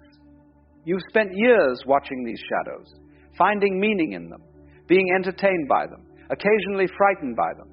They've been your whole world. And then one day, someone opens a window, and sunlight, real sunlight, floods into the room. What happens to the shadows? They vanish. Not because the light went out, but because the light became too bright. The candles are still burning, but you can't see their shadows anymore. They're overwhelmed by something infinitely more luminous. And here's the thing. For the first few moments after that window opens, you might actually think you've gone blind. Because your eyes, so accustomed to the dimness, to the subtle variations of shadow, can't yet process this much light. It's too much, too bright, too intense. So it looks like nothing, like emptiness, like a blank, washed out void. This is where you are right now. The window has opened, the light has come in, and your perception, still calibrated for shadows and candlelight, can't yet see what's here. So it feels like nothing, like absence, like loss. But it's not absence. It's presence so complete, so full, that your current way of seeing can't comprehend it yet. You're not depressed. You're not broken. You're being recalibrated. And the worst thing you can do right now, the absolute worst thing, is try to go back. Try to close the window. Try to relight the candles. Try to manufacture shadows again. I've watched people do this. When the old pleasures stop working, they panic and they try to force it. They seek more extreme experiences, louder music, stronger substances, more dangerous thrills. They jump from relationship to relationship, hobby to hobby, belief system to belief system, desperately trying to feel something, anything. And all this does is delay the inevitable, because you can't go back to sleep once you've woken up. You can pretend. You can exhaust yourself trying. But the innocence is gone. So what do you do instead? Here's what nobody tells you. You stop trying. You stop trying to feel joy. You stop trying to get back what you've lost. You stop trying to fix yourself, because there's nothing to fix. You're like a caterpillar that's dissolved into liquid inside a cocoon, wondering why it can't walk anymore, why it can't eat leaves, why everything that used to define it is gone. You're not a caterpillar anymore, but you're not yet a butterfly. You're just soup, formless, undefined, in between. And this is unbearable for the mind, isn't it? Because the mind wants to know what it is, wants to have an identity, wants to be something. But you're not something right now. You're nothing becoming everything. You have to give up, you see. Not give up on life. Give up on trying. You have to stop trying to feel joy the way you stop trying to catch smoke. Stop trying to get back to how things were. You understand? There is no back. There's only this formless moment, this soup you've become. And the more you thrash around trying to be something recognizable, the longer you stay liquid. And if you can just be with this, if you can stop fighting it, stop trying to resurrect the corpse of your old way of being, something new emerges. Not the old joy, something quieter, subtler, harder to describe. The old joy was like fireworks, loud, bright, impressive, but brief. This new thing, it's more like the sky itself. It's not an experience. It's the space in which experience happens. It's not a feeling. It's the awareness that feels. Do you see the difference? The old happiness required contrast, required things to be good or bad, pleasurable or painful, exciting or boring. It needed the hammer so it could feel the relief of stopping. But this doesn't need anything. It's already here, already complete. Whether you're eating a gourmet meal or stale bread, it's here. Whether you're in love or alone, it's here. Whether you're succeeding or failing, it's here. I once knew a man who spent his whole life chasing experiences. He traveled to every country, tried every drug, had every kind of relationship. And then, one day, he just stopped. He sat in his garden, doing nothing, for hours at a time. His friends thought he'd given up, thought he was depressed. But when I asked him about it, he said something I've never forgotten. He said, I finally realized I was traveling around the world looking for my house, and then I noticed I was already standing in it. This is what happens on the other side of the emptiness. You stop looking for life and realize you are life. You stop searching for joy and discover you are the space in which joy and sorrow both arise and dissolve. You don't need things to be a certain way anymore. Not because you've given up or become numb, but because you've found something that doesn't depend on circumstances. A kind of okayness. Not happiness, exactly. Not bliss. Just okayness. Everything is fundamentally okay, even when it's not okay. Does that make sense? Probably not. Not yet. Because this isn't something you can understand intellectually. It's something you become. And you can't force it. You can't achieve it through effort. In fact, the more you try to get there, the further away you get. It's like trying to fall asleep. The harder you try, the more awake you become. Just be here. In the grayness, in the flatness, in the void. Without trying to escape it, without trying to fix it, without trying to understand it. Just sit in it like you'd sit in a waiting room. Not enjoying it, not suffering through it. Just waiting. And here's the paradox. The moment you stop trying to get somewhere else, the moment you stop resisting what is, you arrive not at some special state, not at some peak experience. You arrive at reality itself, unfiltered, unmediated, unadorned. And it's enough. It's more than enough. It's everything. See, you haven't lost joy. You've just become too big for the small pleasures that used to contain you. Like a child who grows too tall for their favorite hiding spot. The spot didn't disappear. You just don't fit in it anymore. And yes, that's sad in a way. There's a real grief in this. Grief for the simplicity of the old way, for the innocence that's been lost. But would you really want to go back? Would you really want to shrink yourself down just to fit into that small space again? Or would you rather grow into the vastness that's opening up before you? The choice is yours, of course. You can keep trying to light candles in the sunlight. You can keep manufacturing problems so you can feel the relief of solving them. You can keep chasing the ghost of a happiness that was never really happiness at all. Or you can sit here in this uncomfortable in-between and wait. Wait for your eyes to adjust to the light. Wait for a new way of seeing to emerge. Wait for the butterfly you are becoming to finish forming its wings. It won't look like you thought it would. It won't feel like you expected it to. But it will be real. More real than anything you've experienced before. And here's the final thing nobody tells you. The emptiness you're feeling right now, it's not empty. It never was. You've been calling it numbness, calling it depression, calling it death. But it's none of those things. It's just space. Space that was always there, hidden beneath the noise. Space that was always holding everything. The joy, the sorrow, the hunger, the satisfaction. You are that space. Not the things moving through it. Not the feelings coming and going. The space itself. And space doesn't need anything to be complete. It doesn't need to be filled. It doesn't need to be fixed. It just is. So when you ask, why doesn't anything bring me joy anymore? There is a strange illusion at the heart of modern life, a quiet assumption that something is wrong with you. It hides in the self-help books, in the words of well-meaning friends, even in the silence of your own thoughts. You are told that you must fix yourself, improve yourself, heal yourself, as if being alive were some sort of wound. But what if that isn't true? What if the very idea that you are broken is the reason you feel incomplete? The notion of healing suggests that there exists an ideal version of you somewhere ahead in time, a self without pain, without confusion, without flaws.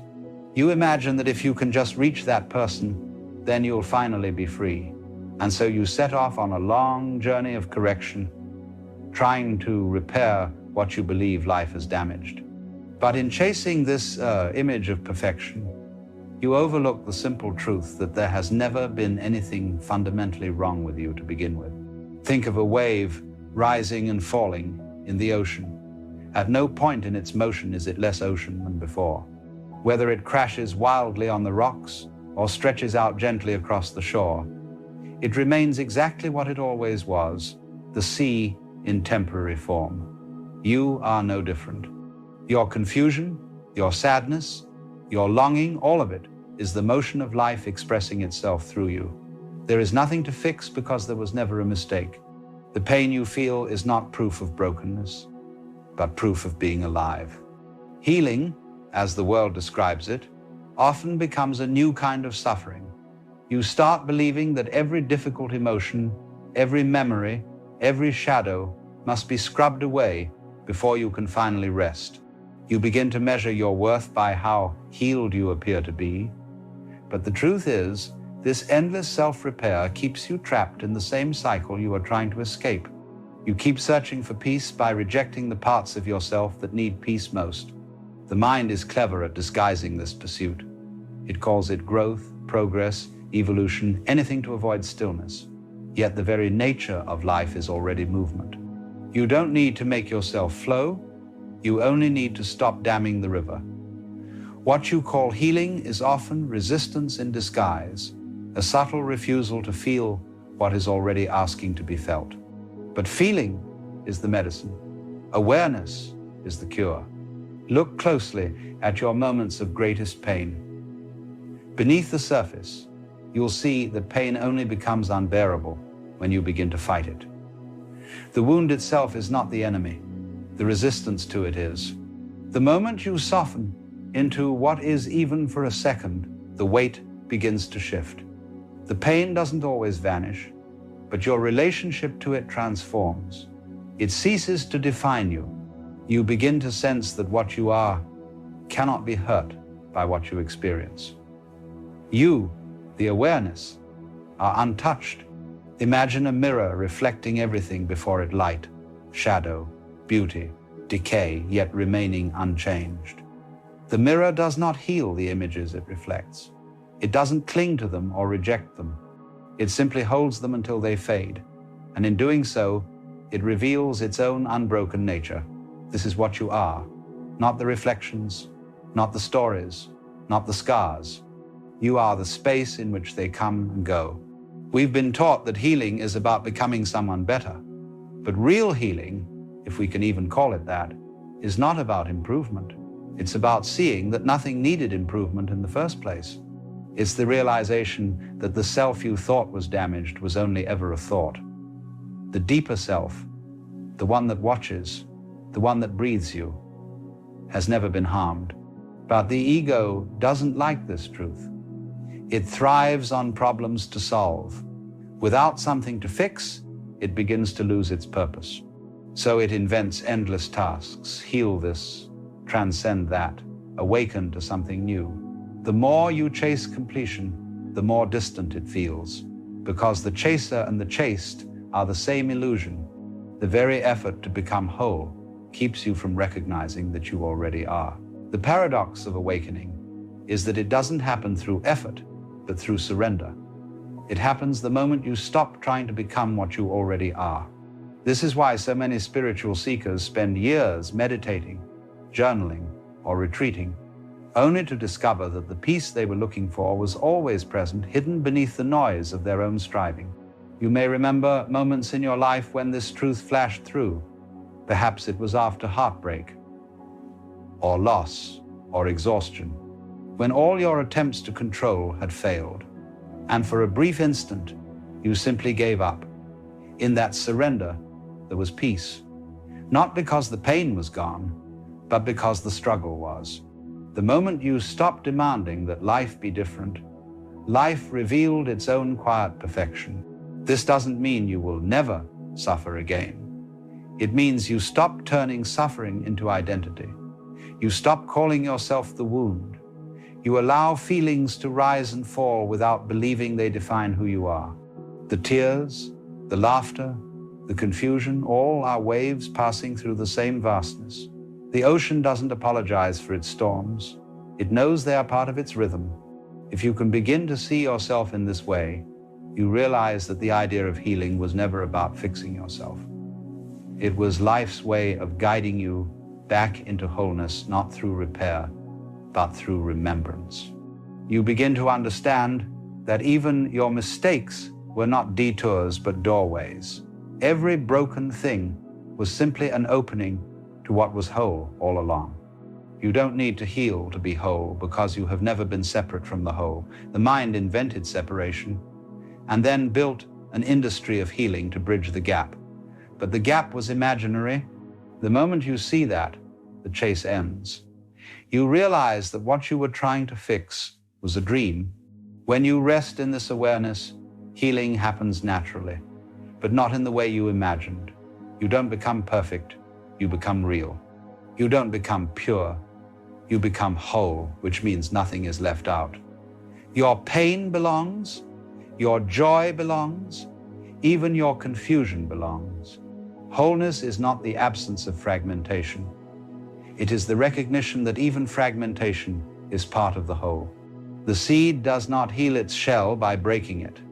The shell must crack for the life within to emerge. So too, your struggles are not flaws to fix, but cracks through which your light escapes. Every time you allow yourself to feel what you've been avoiding, every time you stop fighting the messiness of being human, you grow closer to the truth that you were never broken, only unfolding. The end of seeking is not found in perfection, but in presence. The peace you long for is not waiting at the end of your healing journey. It is here, quietly breathing beneath all your attempts to find it. The more you relax into that truth, the more life begins to feel like coming home. And perhaps, for the first time, you realize that you were never meant to heal from life, but to live it fully, to feel it all, to let it move through you, and to see that every moment, no matter how painful, is part of something perfectly whole. When you stop trying to heal, something unexpected happens. Life begins to breathe through you again. The air feels lighter, sounds become sharper, and even your pain takes on a kind of beauty. You realize that what you once called brokenness was not an obstacle to living, but part of what made living possible. The cracks in your heart were never flaws, they were openings through which tenderness could enter.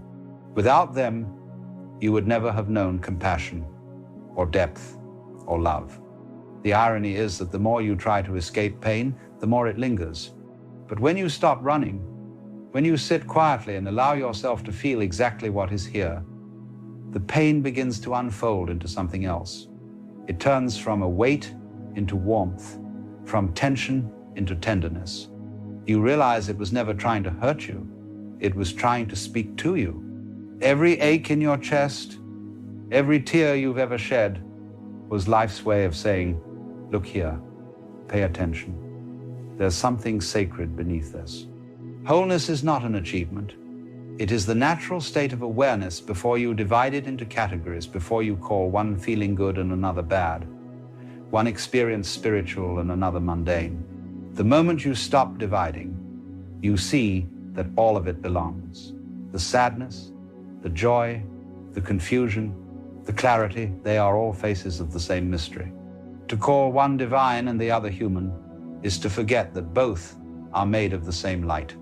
For years, you may have thought of healing as a process of becoming, of getting somewhere, becoming wiser, more peaceful, more enlightened. But the truth is that becoming never ends. You can always imagine a better version of yourself.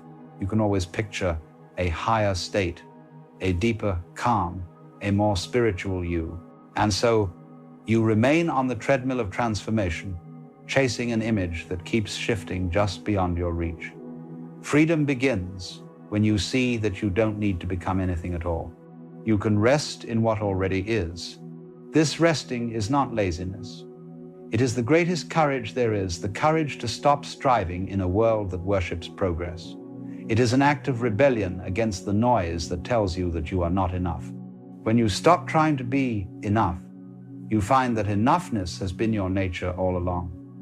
It was the striving itself that made you forget. The idea of healing implies a return to some original wholeness, but that wholeness never left. What left was your awareness of it. Like clouds drifting across the sky, your thoughts, traumas, and desires temporarily obscured the light. But the light was always there, quietly shining behind everything. You don't need to chase it. You only need to stop fighting the clouds. There is a quiet intelligence in life that is constantly moving toward balance. You see it in nature. A tree grows toward the light. A river carves its way toward the sea. Nothing forces it to. It simply happens. Your body knows how to heal a wound without your instruction. Your breath continues even as you sleep. The same intelligence that keeps the stars burning also keeps your heart beating. To trust this is to stop managing existence as if it depended on you. It never did. When you rest in this trust, the need to heal begins to dissolve. Because the one who thought it needed healing, the small self, the imagined center, was only ever a passing thought. It was never real. You realize that awareness itself was never wounded, never stained, never in danger. It has watched every rise and fall of emotion with perfect stillness. And that awareness is what you are. What does it mean, then, to live without trying to heal? It means to live as life lives, fluidly, honestly, without resistance. It means to let joy and sorrow move through you without clinging to either. It means to allow every experience to touch you fully and pass through, knowing that you lose nothing by letting go. You don't have to protect yourself from life. You only need to participate in it. Perhaps you've noticed that your most profound moments of healing have come not through effort, but through surrender. It wasn't the therapy, the book, or the retreat that freed you, but the quiet moment afterward when you finally let yourself rest. When you stopped trying to make sense of everything and simply allowed yourself to be, that peace was not something you created.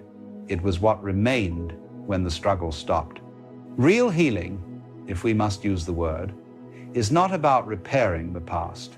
It is about releasing the need for a different one. It is about forgiving the story that says things should have happened another way. When you truly accept what has been, not as resignation, but as recognition, you discover that nothing needs forgiveness, because nothing was ever wrong. The pain that shaped you also awakened you. The loss that hurt you also opened you. Life has been your greatest teacher all along. To live this way is to live without a center. It is to be free from the endless self-concern that says, how am I doing? Am I better yet? Am I enough yet? When you let that question fall away, what's left is pure being, no comparison, no measure, no judgment. Just this moment, alive and unrepeatable. Just the sound of breath moving in and out, the light shifting on the wall, the quiet pulse of existence itself. You realize that healing was never a destination. It was the path you were already walking without knowing it. The human tendency is to look for closure, to imagine an endpoint, a day when all the pieces finally fit.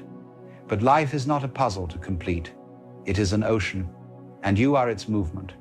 Waves do not heal from crashing. They were never broken by it. The rise and fall is the motion of the sea expressing itself. The moment you understand this, you stop asking the wave to be still. You stop asking yourself to be fixed. Even suffering, when seen clearly, becomes sacred. It deepens your capacity for love. It humbles your pride. It connects you with others who have suffered too. Pain opens the door to empathy. Through it, you realize that all beings share the same longing to be seen, to be accepted, to be allowed to exist as they are. And in recognizing that, the distance between you and the world begins to dissolve. You see that you are not healing alone. You are remembering together. Life is not waiting for you to perfect yourself before it begins. It has been happening all along, through every mistake and every triumph, through every heartbreak and every joy. To live as wholeness is to live without the future tense, to stop postponing peace until some later moment. Life is not waiting for you to perfect yourself before it begins. It has been happening all along, through every mistake and every triumph, through every heartbreak and every joy. To live as wholeness is to live without the future tense, to stop postponing peace until some later moment. The wholeness you seek does not exist somewhere ahead. It is this very breath, this heartbeat, this awareness hearing these words now. When you look back someday, you will see that every step, even the ones that felt lost, led you here. The wrong turns, the breakdowns, the moments you thought you had failed, they were not detours but directions. Each one softened you, shaped you, prepared you for the moment you could finally stop. And in that stopping, you will find that you have arrived at what was never absent. The invitation of life is not to become pure, but to become whole. And wholeness includes everything: the joy, the grief, the confusion, the laughter, even the longing to be whole. When you can hold all of that without resistance, when you can see yourself as both the wound and the healer, both the ocean and the wave, something beautiful happens. The struggle ends, not because you have conquered it, but because you see that it was never separate from peace. To live without needing to heal is to live as the open sky, vast enough for every storm, untouched by every cloud. You stop fearing the weather of your own mind. You stop waiting for the rain to pass before you dance. You realize that the rain was part of the dance all along. So perhaps the most radical thing you can do is nothing to sit quietly in your own being and allow life to be exactly as it is. In that stillness, You may notice that you no longer crave healing because you no longer believe in your own brokenness. The journey has come full circle. What you were searching for was never missing. It was the one who was searching. You do not need to heal to be whole. You only need to remember that you already are. There are times in life when you feel as though you have wandered off the map. You look around and nothing seems familiar. The signposts that once guided you are gone. The landmarks that once gave you confidence have vanished, and suddenly you are overcome with a strange disorientation. You may call it confusion, uncertainty, or despair, but beneath all those names is a single experience. You feel lost. To be lost is not simply to lack direction. It is to have once believed you knew where you were going, only to realize that the path has dissolved beneath your feet. And in that moment, everything you trusted begins to tremble. The career you thought would define you feels empty. The relationship you believed would complete you unravels. The ideals you clung to no longer hold weight. You stand in the middle of life's forest and see only trees, stretching endlessly with no clear way forward. At first, this can feel like failure. After all, we are taught from childhood that life is a journey with a clear destination, and that our task is to find the straightest route to that destination. Parents, teachers, leaders, and advertisements all hand us maps. They tell us, study hard, get the right job, marry the right person, accumulate wealth, and you will arrive safely at happiness. But sooner or later, many of us discover that these maps are faulty. They do not match the terrain. We follow them diligently, only to find ourselves in places we never wanted to be. And when the map fails us, we feel lost. Yet perhaps this sense of being lost is not the catastrophe it appears to be. Perhaps it is, in fact, a gift. For the truth is, the map was never the territory. It was only a picture, a sketch, a simplified story. The territory itself is always more vast, more wild, more unpredictable than any map can show. And when the map is torn away, frightening though it may be, we are at last forced to look at the territory with our own eyes. We discover reality directly, without the filter of borrowed instructions. Consider how a traveler might cling desperately to a guidebook, reading every detail and trying to match it to the streets of a city. But one day, the book is lost, and the traveler is forced to wander. At first, there is panic, but then, slowly, the city comes alive. Sights and sounds emerge that the book never mentioned. Hidden alleyways, unexpected encounters, uncharted beauty. What once seemed like disorientation becomes discovery. Being lost is the doorway to truly seeing, and so it may be with your own life. The disorientation you feel is not proof that you have failed, but proof that you are finally meeting reality as it is. You are no longer shielded by the maps of others, no longer protected by the certainty of borrowed truths. You are naked before the mystery, and though it is terrifying, it is also alive. To be lost is to be free of false guidance, free to wander, free to see freshly. Yet notice how hard it is to accept this. The mind clings to certainty like a child clings to a blanket. We would rather have a false map than no map at all. We would rather pretend we know than admit we do not. And so the moment of lostness feels unbearable. But look closer. The discomfort arises not from being lost itself, but from resisting it. The trees are only frightening because you demand a clear path. The silence is only heavy because you insist on constant noise. If you let yourself rest in the lostness, something begins to shift. Have you ever noticed how silence deepens when you stop straining to fill it? At first it is uncomfortable, but then it becomes rich, almost musical. In the same way, lostness becomes meaningful when you stop insisting on certainty. It becomes a vast openness, a space in which anything is possible. What felt like a dead end reveals itself as the edge of a larger horizon. You are not trapped.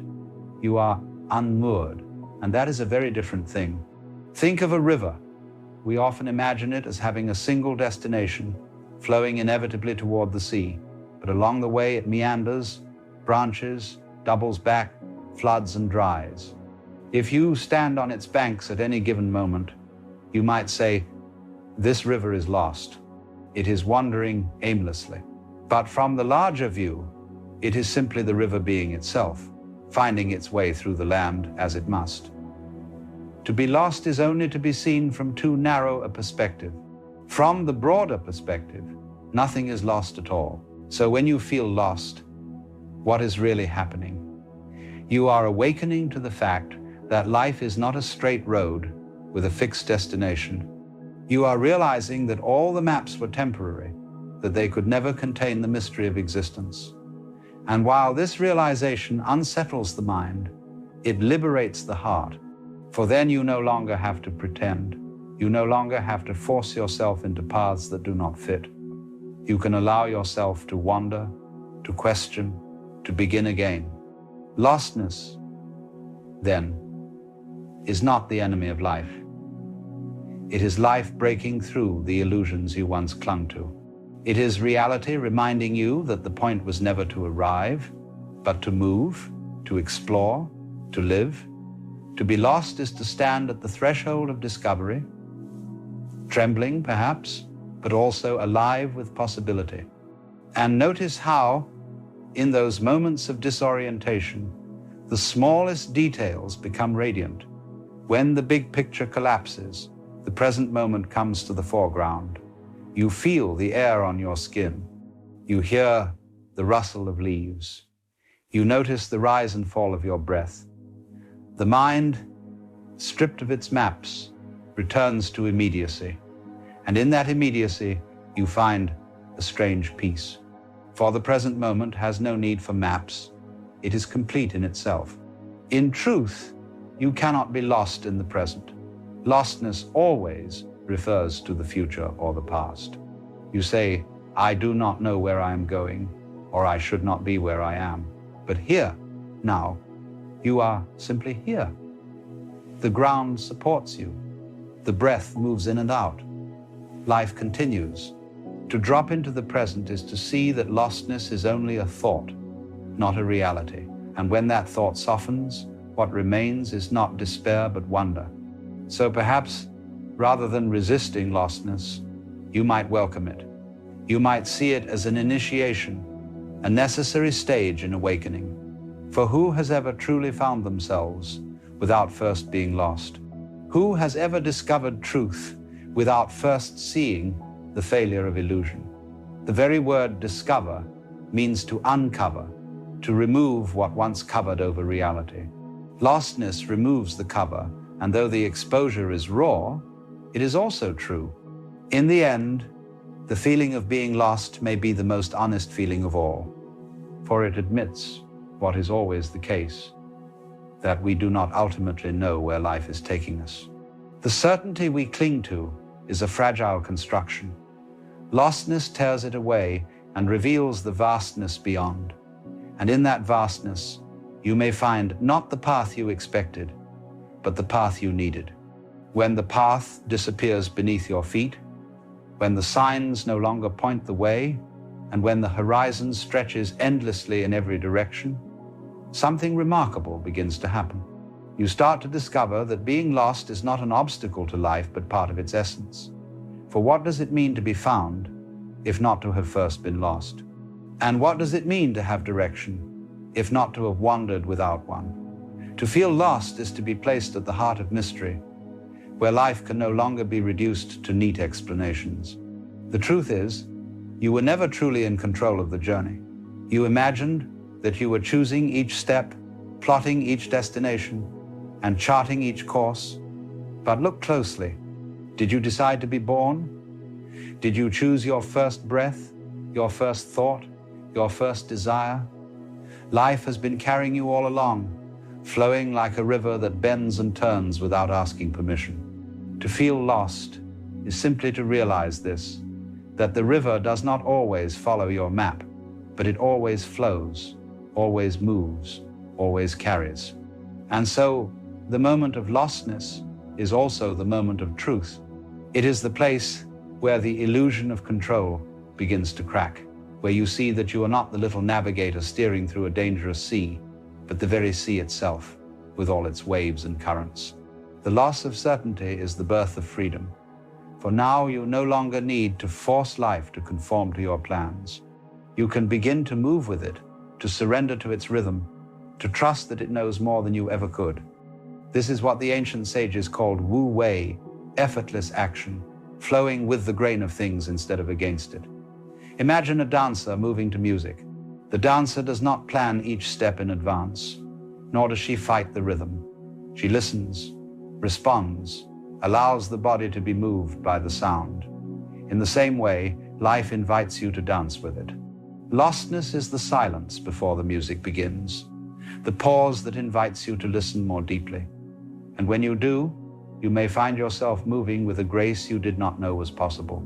Think of how a bird flies. It does not calculate each gust of wind, each eddy of air.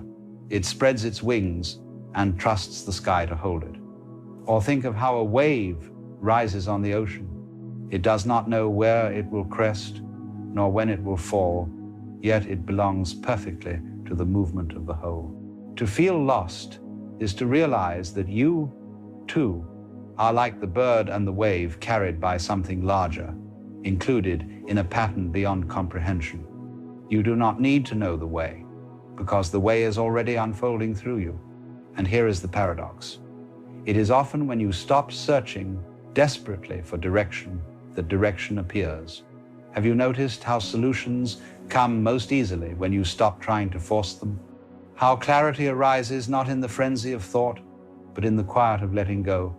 To be lost is to be emptied of old certainties, and in that emptiness, new possibilities emerge. The openness of lostness is the very ground in which discovery grows. But what is it that we discover in lostness?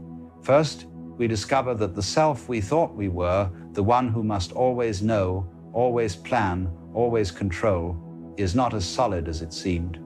You believed you were the driver behind the eyes, the thinker of thoughts, the chooser of actions, but in lostness, that image crumbles. You see that thoughts arise on their own, feelings come and go, choices present themselves like waves breaking on the shore. The you who was supposed to be in charge is nowhere to be found, and though this may seem frightening, it is also liberating. For if the little self is not in control, then the burden is lifted. Life can flow as it will, and you can rest. Second, we discover that lostness is not separation, but intimacy. When the map is gone, you are no longer looking at life from above, as though it were an object to be controlled. You are inside it, immersed, woven into every detail.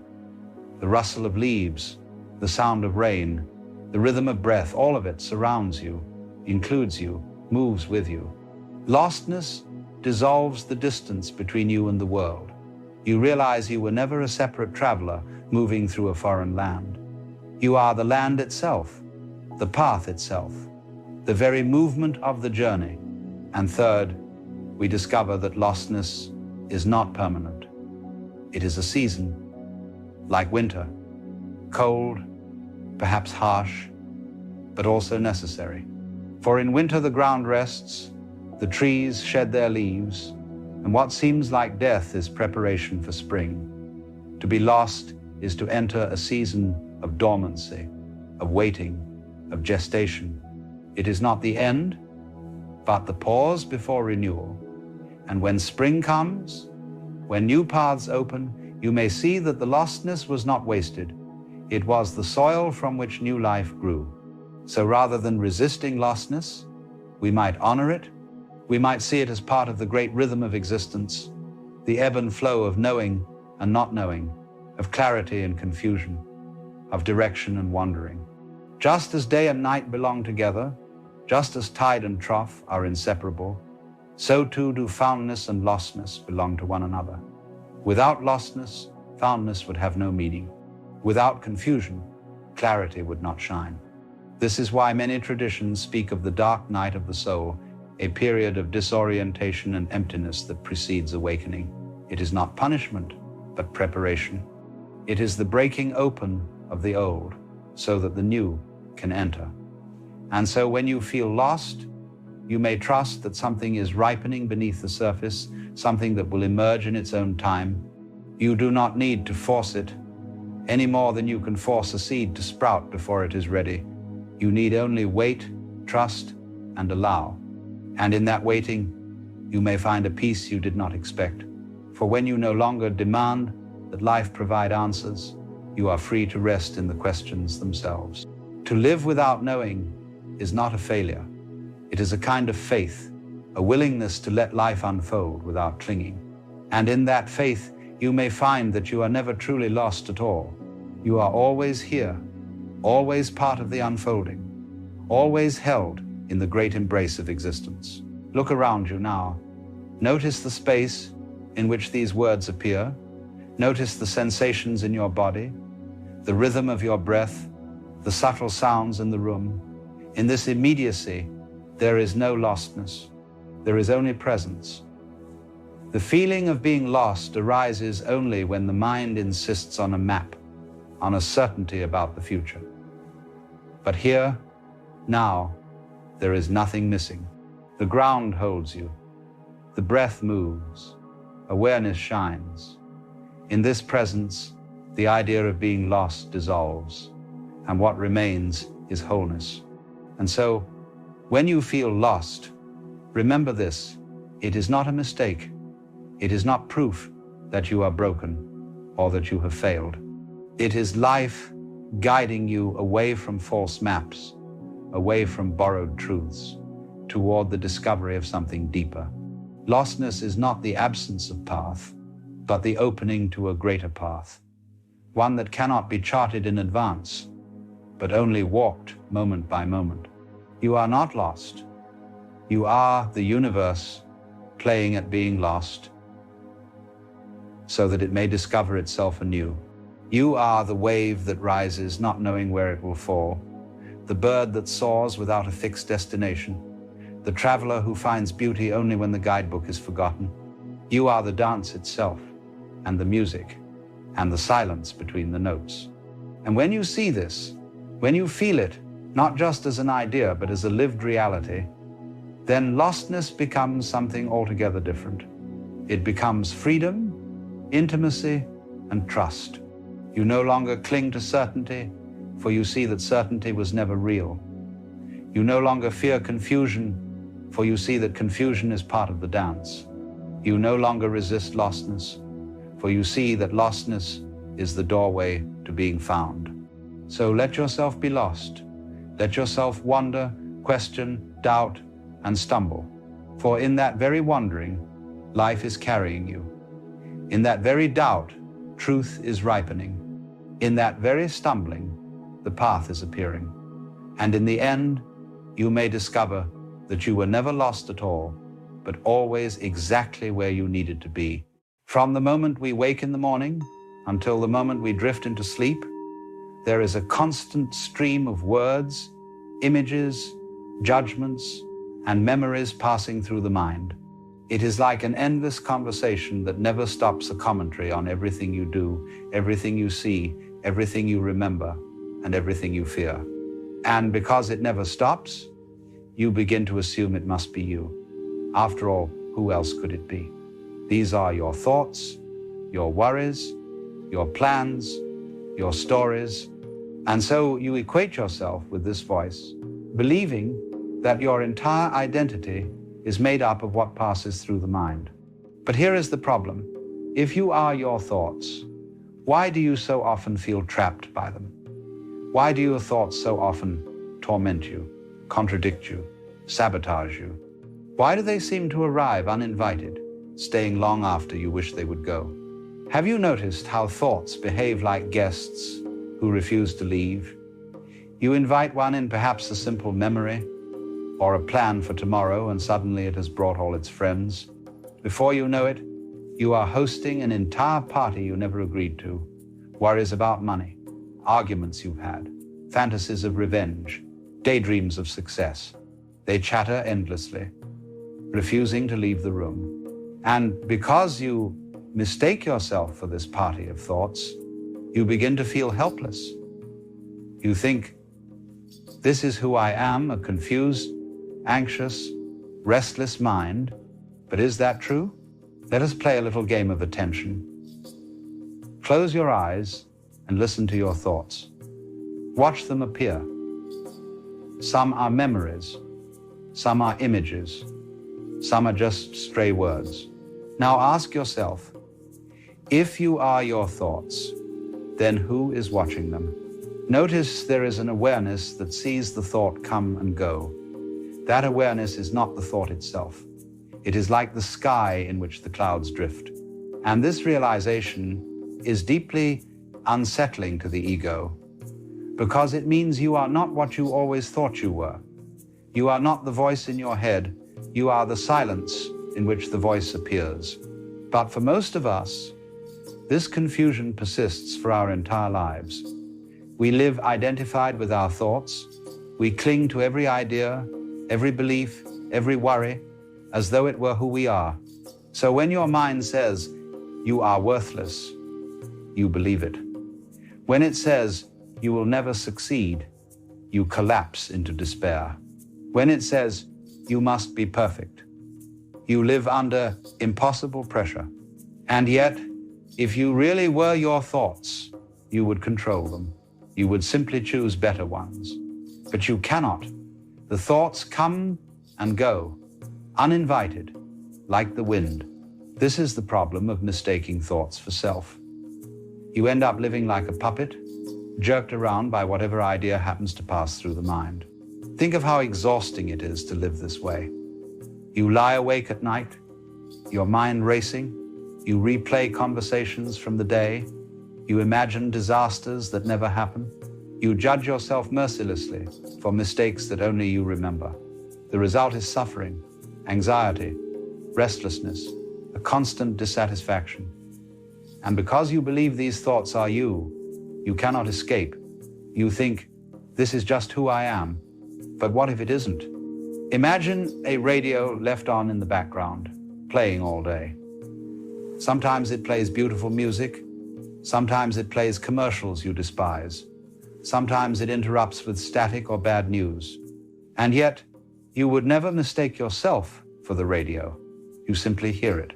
But with thoughts, you forget this. You fuse with them. You identify with them. And so, instead of listening, you become entangled. This is why people suffer from overthinking. Because if you believe you are your thoughts, then every anxious idea becomes a threat to your very being. Every self-criticism cuts like a knife. Every worry about tomorrow becomes an existential crisis. And the tragedy is that none of it is true. They are just thoughts, flickers in the mind. But because you take them as yourself, they become chains.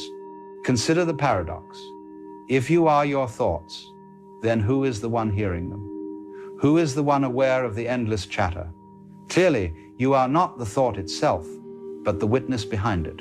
Yet, because this simple truth is so often overlooked, people spend their entire lives trapped in an illusion. They fight their own minds, trying desperately to control, suppress, or silence thoughts, not realizing that the struggle itself arises from the false belief that these thoughts are who they are. The problem, then, is not the thoughts themselves. Thoughts are natural, just as waves are natural on the ocean. The problem is that you cling to them, identify with them, mistake them for yourself, and so you suffer, tossed about by the storm, forgetting that you are not the waves, but the ocean. To see this clearly is the beginning of freedom. But before we can discover what that freedom looks like, we must first face honestly the trap we are in, because until you see the problem, you cannot let go of it. So ask yourself again, are you the voice in your head, or are you the silence that hears it?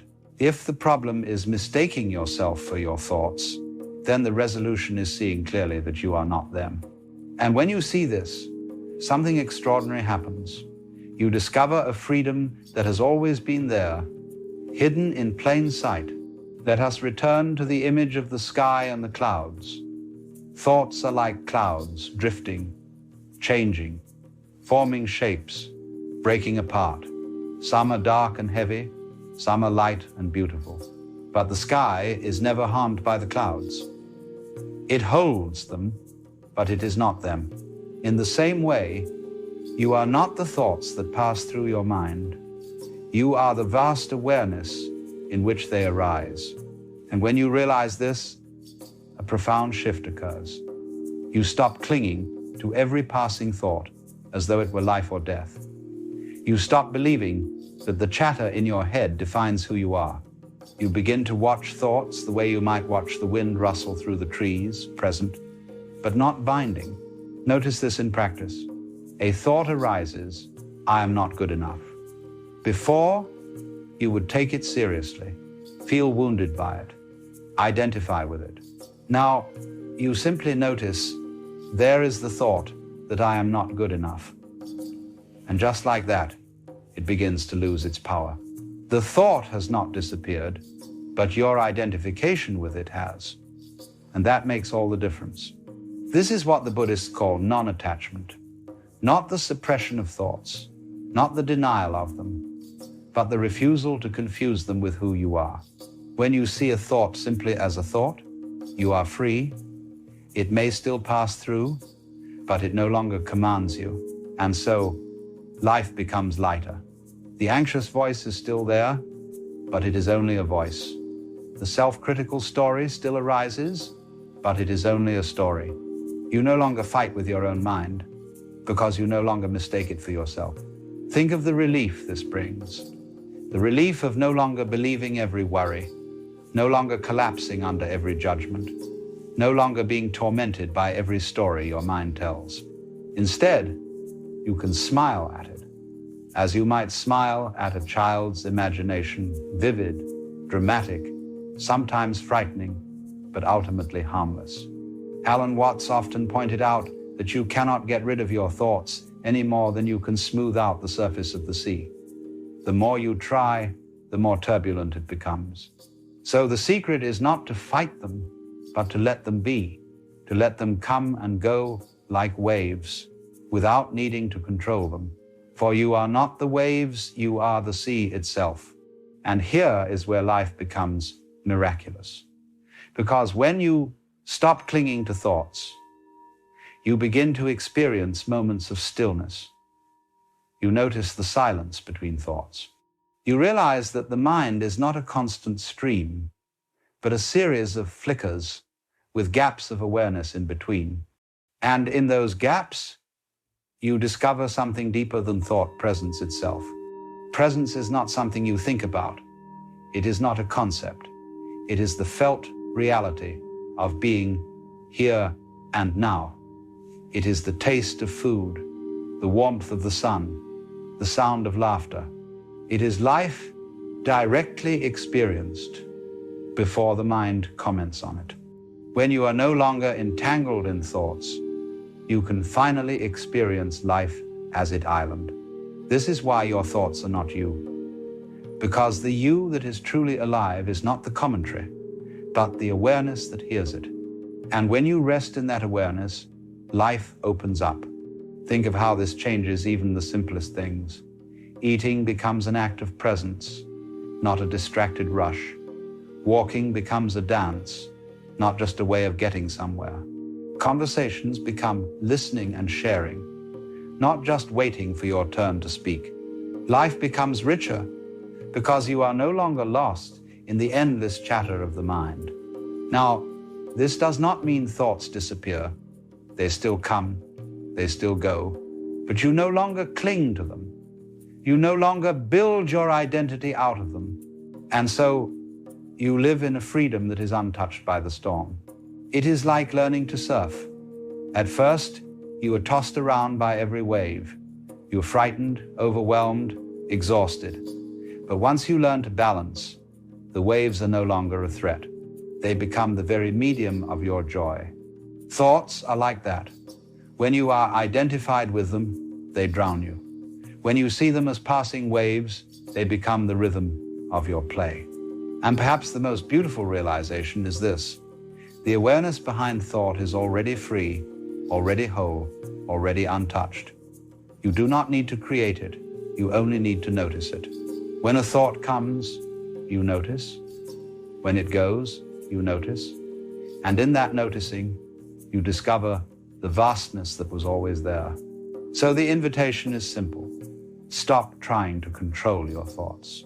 Stop trying to be rid of them. Instead, see them for what they are: fleeting appearances, like echoes, like ripples on the surface of being. And in doing so, you discover what you truly are. Not the echo, but the silence. Not the ripple, but the depth.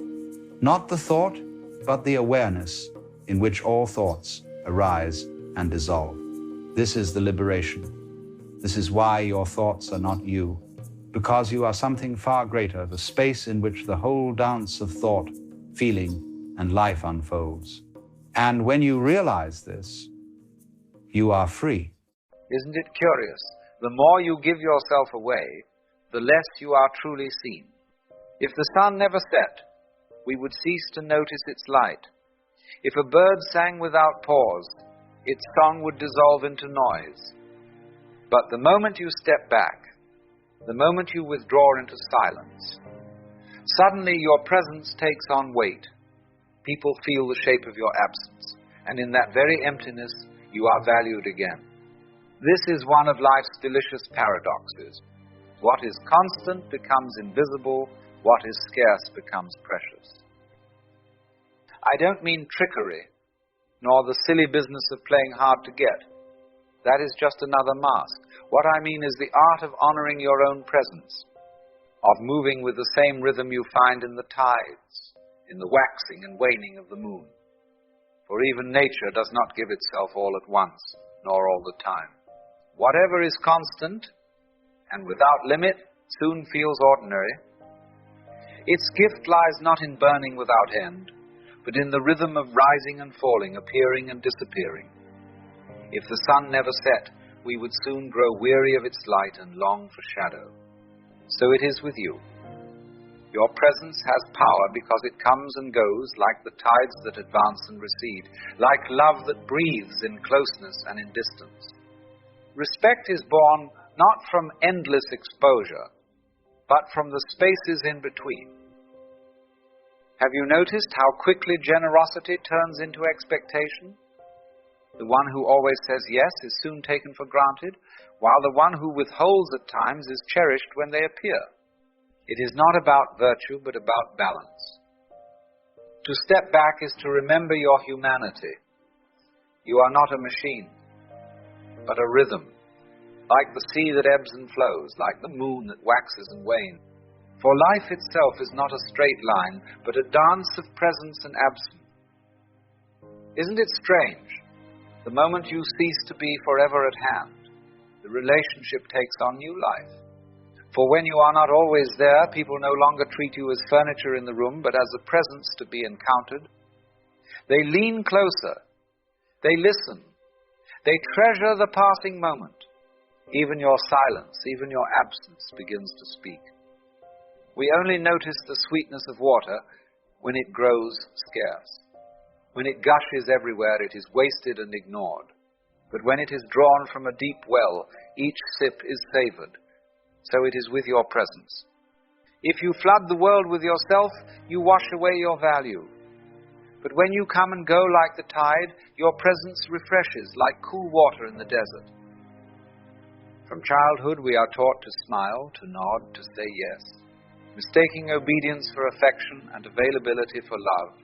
Yet love, like a garden, needs space to breathe.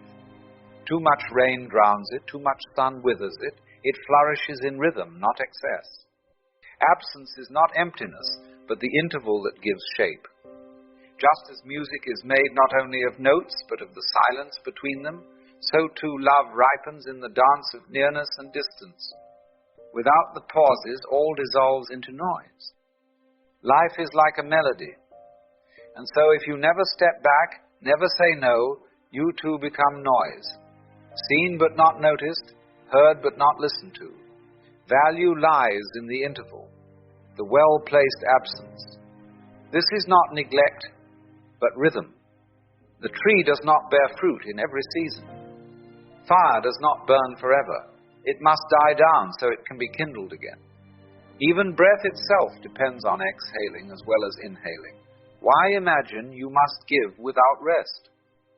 When you withdraw and return, your presence gathers weight, like the hush that makes the bells strike resound. And here is the paradox. By making yourself less available, you become more real. People meet your wholeness, not the fragments you scatter. Like the man who speaks rarely, it is not his words that are louder, but his silence that makes them precious. So it is with your presence. Given without pause, it is diluted. Held with rhythm, it gathers intensity. This is why stepping back is sometimes the most loving act of all. Look at love itself. Lovers who clutch too tightly smother the flame, while those who vanish altogether let the fire die. The art lies in rhythm, closeness and distance, voice and silence, embrace and release. Notice how the man who is seldom available is the one most carefully attended, not because his busyness is a virtue, but because his time carries weight. If he gives you a moment, it feels like a gift, for it has not been scattered like seed on barren ground. Contrast this with the one who is forever waiting, forever bending, whose presence is taken for granted precisely because it is always at hand. This is not a question of superiority, but of recognition. When you honor the worth of your own hours, others are compelled to honor them too. But if you spend them carelessly, the world will treat them as trifles. And so, to stop being always available is not cruelty, it is clarity. It is the quiet refusal to leap at every summons, to patch every quarrel that is not yours, to serve as the eternal remedy for other people's restlessness. It is to stand rooted in yourself, and from that stillness to act when the moment is right. For your life is not meant to be endlessly consumed, but to be lived, richly, deeply, sincerely. And only from such fullness can you give in a way that nourishes, rather than exhausts. Now here is something quite remarkable. When you cease to be endlessly available, you begin to hear your own life again. For in forever tending to others, you drown the small secret music within. Your days are filled with clamor, but your soul remains unheard. Step back and suddenly you catch the whispers, the quiet callings, the subtle joys, the long-buried desires that rise like forgotten seeds breaking through the soil. To be available to yourself is the beginning of authenticity, and without authenticity, love itself becomes counterfeit. Every yes that betrays your own being is in truth a silent no, and from such denials only resentment can grow. There was a man who spent himself in the service of others, giving until he was emptied. Yet for all his sacrifice, he remained unseen. At last, exhausted, he stepped back. And only then did the world protest. They called him selfish, cold, neglectful. But slowly, something curious began to happen. In his absence, they began to feel the weight he had long carried. For the first time, his presence was no longer taken for granted, but respected. In stepping back, he had not lost love at all. He had opened the door for love to appear, where once there had only been convenience. So you see, to become less available is not an act of rejection, but of invitation. It is the invitation for others to wake up to your presence, and for you to wake up to yourself. For only in the open space between two beings can respect take root and love draw breath. When you are forever at hand, no one stops to wonder who you are or what you truly give. But when you withdraw, when you refuse to play the endless part, suddenly they must pause. They must look.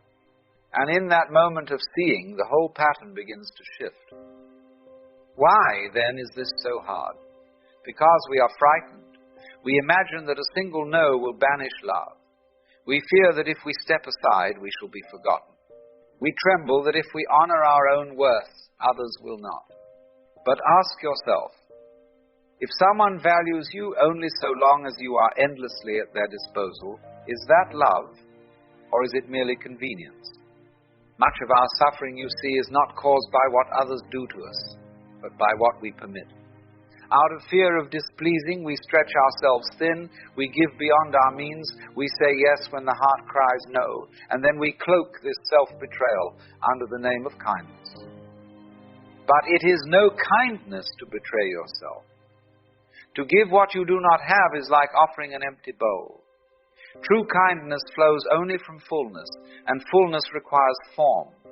To cease being endlessly available is to honor that form. To say, I am human, I have rhythm, I have worth. And yes, some may drift away when you step back, but then you discover a deeper truth. They were not with you at all, but with the endless fountain they mistook you for. Better to be cherished for your reality than tolerated for your exhaustion. Better to lose those who drained you than to lose yourself altogether. And here again the paradox shows its face. Those who truly matter, those who truly love, will not vanish when you step back. They will bend with you, as trees bend with the wind. They will grow into the space you create, and in that very movement, the bond deepens. So when you cease to be forever at hand, you do not become less, you become more visible, more authentic, more real. You gather together the scattered fragments of yourself and return as a whole being, and life always bows to wholeness. For wholeness has its own gravity. It draws, it attracts, it commands respect without demanding it. The broken self clamors to be noticed, while the whole self is noticed without effort. You cease to be background noise and become the very music to which others listen. Picture yourself as a well. If all may draw without end, the waters will one day vanish, and both you and they will be left thirsty. But when the well is guarded, when it is given time to fill again from its hidden springs, then those who come to drink find refreshment. To withdraw at times, to cease being endlessly available, is simply to keep the waters of your life pure and flowing. This is not selfishness, but the very condition that makes giving possible. From a full well, the water is sweet. From a dry one, nothing can be drawn. Yet the world will not at first thank you for this. Those who were accustomed to your endless flow will call you selfish, accuse you of change, and indeed you have changed. You are no longer a tool to be used, but a being who gives from freedom. This unsettles those who lived upon your weakness, but it strengthens those who honor your strength. In time the numbers may grow fewer, but the bonds grow deeper. For love that is real does not fear your boundary. It bows to it. So then we come to this curious question. Who are you when you're not forever on call, forever answering the ring of the world? Who are you when you sit still, when you stop chasing, when you listen to the hum inside your own skull? Most of us forget, you see, because we're so busy being useful to others that we've misplaced ourselves. But in the silence, in that delicious nothing, you suddenly stumble upon yourself again. And far from being empty, it's wonderfully full. To withdraw is not to desert life, but to return to it. For in stepping back, you discover that life is like breathing in and out. If you only breathe out, you collapse. If you only give, you dry up. The rhythm of the tide is the rhythm of being. You see? It's the old paradox. In not seeking, things come to you. In not clutching, they remain. And so, curiously, when you stop demanding respect, people respect you. When you cease to be always available, you become truly present. You don't have to insist on your worth, you are it. So, the game is not about being endlessly busy, endlessly agreeable. It's about rhythm, sincerity, wholeness. Say yes when it's a real yes. Say no when it's a real no. Step forward when you're full. Step back when it's time to fill. That isn't selfishness. That's simply the wisdom of the dance. And then, as if by magic, life begins to keep the beat with you.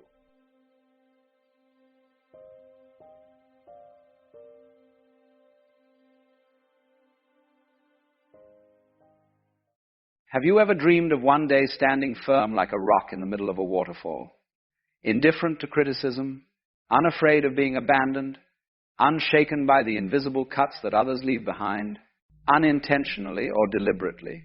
You imagine yourself becoming a steel statue, cold, invulnerable, so that finally you can rest.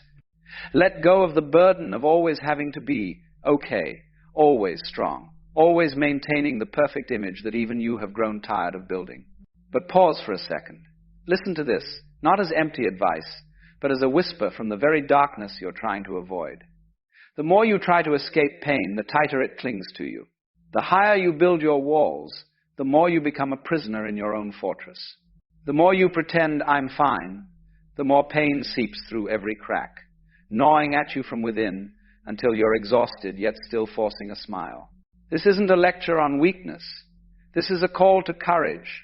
Pain isn't an enemy to destroy, but a messenger from the depths of your soul. It doesn't come from the venomous words out there, not from betrayal or the voids others leave behind.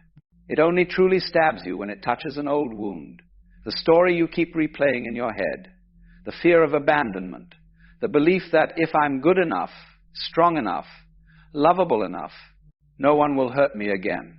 You see, the world doesn't have absolute power to break you. That power lies in how you receive what happens. One person can be rejected and still smile as they move forward, because there's no empty space left inside for old pain to echo. Another can collapse from a single cold glance, because that look awakens a chorus of past rejections. So where's the difference? Not in the event, but in the internal point of contact. The same arrow, but some wear armor, others bare their chest. The armor here isn't coldness or numbness that's just a fake shell, bound to crack sooner or later. Real armor is awareness, knowing exactly where your wound is, why it's bleeding, and instead of covering it, you sit down, look it straight in the eye and whisper, I see you. That's when the miracle happens. Not because the pain disappears, but because it loses its power. It's still there, still aching, but it no longer controls you. You no longer react like a puppet on strings. You observe, you feel, and you choose how to respond. But before stepping into that journey, admit a hard truth. You're still trying to control the world. You believe that if you're smart enough, kind enough, talented enough, life will treat you fairly. You live in constant tension, anticipating every twist, defending against every possibility of hurt. And that very control is the rope binding you tightest. You don't need more defense techniques. You need more light. Light shining into the corners you call the past, mistakes, shame. Light doesn't erase darkness, but it turns darkness from a lair of demons into just a part of your house, old, dusty, but yours. And here's the key. Freedom doesn't lie in the world changing, but in you stopping giving the world power. Everything outside only has strength when it finds an echo inside. When that echo falls silent, not because you cover your ears, but because you've made peace with it, then even if the wind howls, you stand still. If you're nodding, if something in your chest is stirring, then pause for a second and place your hand on your heart.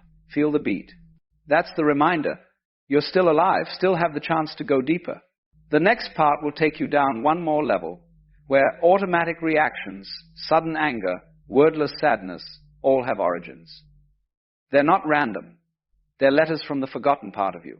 Are you ready to open the envelope? Imagine your life as a ship speeding through the dark night. On deck, you declare yourself captain, holding the wheel, barking orders, adjusting sails, checking the compass. You believe you're leading the journey, but in the pitch black hole below, there's someone else, nameless, faceless, quietly pulling the throttle, dropping anchor, even stoking the engine fire. Every time the ship suddenly veers, you're surprised, irritated, blaming the waves outside. You have no idea that the real driver has never come on deck. That driver is the unconscious. Not some vague mist, but a complete operating system. Buried memories, suppressed emotions, forbidden desires, fears of abandonment. It never sleeps. It works 24 hours a day, sending signals through sudden anger, unexplained tears, rational decisions you later sabotage. You ask, why does an offhand comment shatter me? Because that comment isn't offhand. It's the key that fits an old lock. The lock named not good enough, unworthy, will be left behind. You hear the click, and the whole door to the past swings open. Images of parents turning away, friends going silent, lovers disappearing. The present words are just the fuse. The bomb was planted long ago. And what do you do with the bomb? You seal the lid. You say, don't think about it, forget it, be strong. You shove it into a dark corner, cover it with dust labeled, I'm fine. But the bomb doesn't vanish. It builds pressure. One day, a light breeze is enough to detonate it, and you call that a bad day. Alan Watts once laughed. You can't control the river by standing on the bank shouting commands. You have to jump in, let the current take you, then learn to swim with it. The unconscious is the river. The more you resist, the harder it pulls. The more you pretend not to see it, the more it surfaces as repeating relationships, self-destructive habits, midnight anxiety. But there's another way. Sit down with the driver in the dark, not to chase him away, not to seize the wheel, just to look him in the face. Ask, who are you? What do you want? What are you afraid of? At first he'll growl. He'll hurl horrific images at you. The time you were laughed at in class, the time you begged someone not to leave, the time you stood alone in a crowd. Don't run. Don't shout. Just stay. As Watts said, the only way to master a nightmare is to step into it and ask what dance it wants to do. When you stay, something strange happens. The driver is no longer the enemy. He's a misunderstood protector. He pulls the throttle because he believes slowing down is dangerous. He drops anchor because he fears you'll drift into deeper waters. He stokes the fire because he's afraid you'll freeze in your own loneliness. Everything he does stems from a distorted loyalty to the child version of you who still believes, if I don't control, I'll die. And this is when you reach out, thank you for keeping me alive. I'm grown now. I can drive. No need to fight. No need to exile. Just dialogue. Every time you do, an invisible rope loosens. The ship stops jerking. You start to feel the true rhythm of the journey, sometimes fast, sometimes slow, sometimes rocking, sometimes still. But don't celebrate yet. The driver won't hand over the keys immediately. He needs proof you won't banish him back to the dark. The only proof is consistency. Today, anger flares. You don't suppress it. Don't lash out. Just ask, where are you from? Tomorrow, fear of abandonment rises. You don't rush to text begging. Just whisper, I know you're here. I'm not running. The more you dialogue, the more you realize irrational reactions aren't irrational. They're maps. Every anger points to where your voice was stolen. Every sadness leads to the moment you learn to fake happiness. Every anxiety is a warning from the part of you that still believes, if I'm not perfect, no one will stay. And this map isn't for you to fix yourself. No one needs a new ship. You just need to understand the mechanics of the old one. When you know which throttle overheats the engine, which anchor is too heavy, which sail is torn, you're no longer surprised. You drive with the unconscious instead of being driven by it. Now you stand at the edge of the abyss. Behind is the familiar deck. Shouts of hold the wheel, clanging metal of must control, whistling wind of don't let anyone see you weak. Ahead is open space, no compass, no map, no promise of safety. Only one requirement. Let go of the shell. The shell isn't your skin. It's the persona, the mask you've worn since you learned to say, good child, good student, don't cry. It's the story you tell to be loved. I'm the strong one, need no one, fear nothing. It's the wall you built to hide the nights curled under blankets, the heartbreaks you smile through. Alan Watts laughs. You think you are the mask, then fear losing it. But the mask can't breathe. Only when you take it off do you inhale real air. The death of the shell isn't a dramatic moment. It's thousands of small ones. The time you don't retaliate when insulted. The time you admit I'm scared instead of I'm fine. The time you sit with pain instead of rushing to blame someone. Each time, a piece flakes off. At first you panic. If the mask is gone, who will love me? Then you realize the mask was what made you lonely. When the shell cracks, you enter the refining fire. Not hellfire, but purifying fire, the kind that doesn't burn, just melts away what's fake. In that fire, you see, fear of abandonment isn't truth about you, but a survival lesson from childhood. If I'm not good, Mom will be mad. Explosive anger isn't your personality, but a suppressed scream from all the times you swallowed tears to keep the peace. Need for recognition isn't ambition, but a hole from times your achievements were dismissed, love measured by grades. The fire doesn't judge, it just illuminates. And in that light, you're no longer the wounded one or the one who must be strong. You're just present. But the fire is hot. It demands you sit still. No running for comfort. No hastily gluing the mask back. Just sit. Let the heat seep into every cell. Watts says, don't try to put out the fire. Let it cook you. Raw rice is bland. Cooked rice is fragrant. In this process, you'll meet inner death. Not physical death, but the death of the old self. The old self has names. I must be loved to exist. I must control to be safe. I must be perfect to be worthy. When these mantras dissolve, you'll pass through emptiness, a silence so deep you hear blood rushing in your ears. Don't fill the emptiness with alcohol, work, new love, or empty philosophy. Emptiness is the delivery room. In it, something new is forming. Not a better version of you, no one needs an upgrade. But the original version, the child once taught to hide tears, now allowed to cry. The adult once forced to be strong, now allowed to be weak. The human who lived to be loved, now loves without needing return. And here's the paradox. Only when you accept disintegration do you become invulnerable. Because now, there's nothing to lose. No image to protect, no story to defend. You just are, no need to prove it. Watts tells of a Zen master with a robber's knife at his throat. Go ahead and cut. I don't claim this head as my own.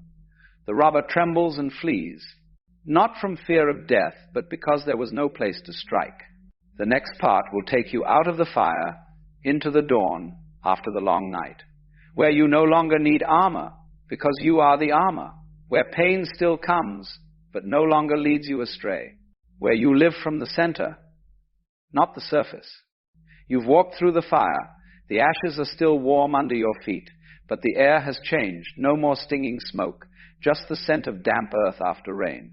The shell has fallen. The mask has shattered. You stand there, bare, with nothing to cling to, and the strangest thing is you don't feel dead. You just feel alive, for the first time fully, without acting, without holding an image, without proving anything. This isn't a dazzling moment to snap and post online. Not a state of I've awakened to brag about. This is the everyday state, as simple as brewing morning tea, hearing birds on the porch, and knowing you don't have to be okay to be allowed to exist.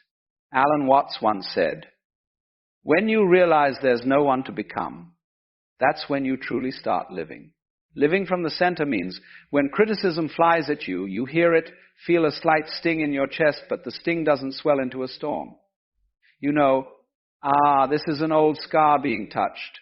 It reminds me I once believed I had to be perfect. I don't believe that anymore. Then you smile, nod, and keep walking. No need to justify. No need to fight back. It means when an ex texts I miss you, you don't rush back to fill a hole. You read, breathe deep, and reply, or don't from a place of inner fullness, not lack. It means when your boss yells at you in front of everyone, you don't shrink, don't snap back.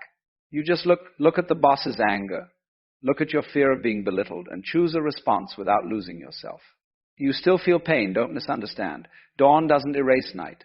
It just shows you pain is a guest, not the homeowner. The guest arrives, you invite them to sit, pour water, ask, what do you want to say? Then see them off without clinging. Watts tells of a Zen master in a boat on the river. Wind blows, boat tilts. Disciple panics. Master, we're going to capsize. Master smiles. Capsize, then what? The river still flows. You are the river. Not the boat, not the passenger, not the wind. You are the entire movement. When you understand this, you no longer need to become someone unhurt. You are unhurt not because you don't feel, but because there's no place left for hurt to take root. And here's the final part, also the hardest, living this every day. In the morning, instead of checking your phone for praise, place your hand on your chest. Ask, what do I need today? When angry, instead of firing off a hostile text, walk for 10 minutes. Let the anger speak its piece. Then decide if it's worth responding. When sad, instead of scrolling for distraction, sit down, cry if you need, write on paper, what is this sadness about? Then burn the paper not to erase but to acknowledge. When afraid, instead of faking confidence, say the truth. I'm afraid of failing. And strangely, telling the truth makes the fear dissolve. Awareness isn't a destination, but a habit. Like brushing teeth, like breathing. You'll still meet old lovers, still face rejection, still lose things. But the difference is, you're no longer the victim of the story, you're the storyteller. One day, you'll realize you no longer need to become invulnerable, because you already are, not because you're stronger, but because you've stopped fighting yourself. Watts ended a lecture with, life is a dance. You don't dance to get somewhere. You dance because the music is playing. Now, the music is playing. Stand up. No mask, no armor, just you, with all your scars, all your laughter, all your silence. If something in you stirs, whisper, I choose to live. Have you ever noticed that the more you try to figure life out, the less you seem to understand it? You sit there, head full of thoughts, tracing circles in your mind, trying to make sense of everything, what to do, what to say, where to go, how to become who you think you should be. You believe that if you could only think a little harder, if you could only solve the puzzle, peace would finally arrive. But the harder you think, the farther peace seems to drift. Because the mind, for all its brilliance, is a terrible place to live when it won't stop moving. Overthinking is one of the quietest prisons in the modern world. You can't see the bars, yet they surround you. You can't hear the locks, yet they click into place every time you question yourself again. What if I'm wrong? What if I fail? What if I make the wrong choice? The mind loops and loops, convinced that control will bring safety, unaware that control is the very thing causing its suffering. You become trapped in the illusion that understanding more will make life easier, when in truth, life only feels heavy because you keep trying to carry it with thought alone. There's a strange irony here. The same mind that creates the problem is the one you rely on to fix it. You keep asking the overactive mind to think its way out of its own confusion, like asking a storm to calm itself by blowing harder. It's an endless cycle analysis. Doubt, reassurance, then more analysis again. And though you tell yourself you're being careful or responsible, what you're really being is afraid. Fear hides behind thought. Every overthinker is at heart someone trying to feel safe. You don't want to make a mistake, don't want to be hurt, don't want to lose control, but the more you try to avoid pain by planning around it, the more you live in the shadow of it. Life becomes one long rehearsal for a moment that never comes. You're preparing to live instead of living. And so, your mind keeps spinning, always revisiting the past, always predicting the future, rarely allowing you to be here, in the only place life actually happens. You might sit at a cafe, coffee in hand, sunlight spilling through the window, yet your body is the only part of you that's present. Your thoughts are somewhere else entirely, chasing what-ifs and should-haves. You've forgotten what it means to simply exist. The problem isn't that you think. Thinking is beautiful when it's used as a tool. The problem is that you don't know how to put the tool down. The modern mind has become addicted to solving. It treats every sensation, every emotion, every uncertainty as something to fix. But not everything broken needs mending. Some things are only asking to be felt. Imagine standing by a river. The current is strong, and you drop a small leaf into it. You watch as the water carries it effortlessly downstream. That's how life moves when you stop resisting it. But if you try to catch the leaf, to control where it goes, The moment you grab at it, you disturb the water. The surface ripples, and what was once simple becomes messy. Overthinking does the same. It disturbs the current of being. You've likely noticed that the best insights, the most peaceful moments, come not when you're trying to think your way toward them, but when you've finally given up. It's when you stop struggling, when you let go of the mental tug of war, that clarity suddenly appears, like sunlight breaking through clouds that were never solid to begin with. But most people don't trust that process. They believe that letting go means becoming passive, lazy, or careless. In truth, it's the opposite. Letting go is the highest form of intelligence. It's the moment you stop trying to make life obey you and instead begin to listen to it. Because life, like music, was never meant to be figured out. It was meant to be played. Think of how you listen to your favorite song. You don't analyze every note or measure. You let it wash through you. You feel it, and that's why you enjoy it. But when you turn life into a problem to solve, you lose the melody. You start dissecting beauty instead of dancing with it. Overthinking blocks the life you want because it builds a wall between experience and awareness. You can't taste a meal while describing it in your head. You can't love deeply while questioning whether you're doing it right. You can't live fully while narrating your every move. The commentary becomes louder than the life itself. The truth is, your mind will never think its way into peace because thought is born from division, from the sense of me and the world, this and that, should and shouldn't. Real peace can only appear when that division ends, when you stop seeing life as something to manage and start seeing it as something to meet. When you are caught in overthinking, you live in delay. Every moment is postponed until the next decision is made, the next question answered. But life doesn't wait for conclusions. It unfolds now. It moves with or without your permission.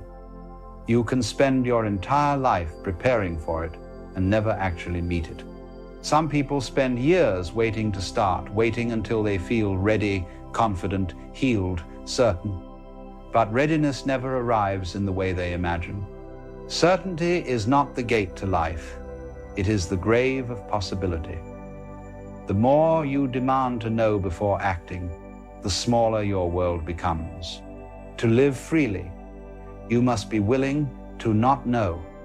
You must dare to walk without a map, because the truth is, the mind can only plan based on what it already knows, and what it already knows is too small for what life wants to give you. The overthinker never leaves the circle of familiarity. They keep spinning inside the known, terrified of stepping into the unknown, unaware that the unknown is where life actually begins. What if the life you want is already here, hidden beneath the noise of your thoughts? What if the freedom you seek is not somewhere in the future, but waiting quietly beneath all the analyzing, the worrying, the self-questioning? What if the only thing separating you from peace is the belief that you must earn it through understanding? At some point, every overthinker reaches a breaking point, that sacred exhaustion, where the mind finally admits defeat. You can't think anymore. You can't plan anymore. You've tried every angle, every solution, and still, life doesn't obey your designs. And in that surrender, something miraculous happens. You stop fighting. You stop thinking your way out. And for the first time, you simply breathe.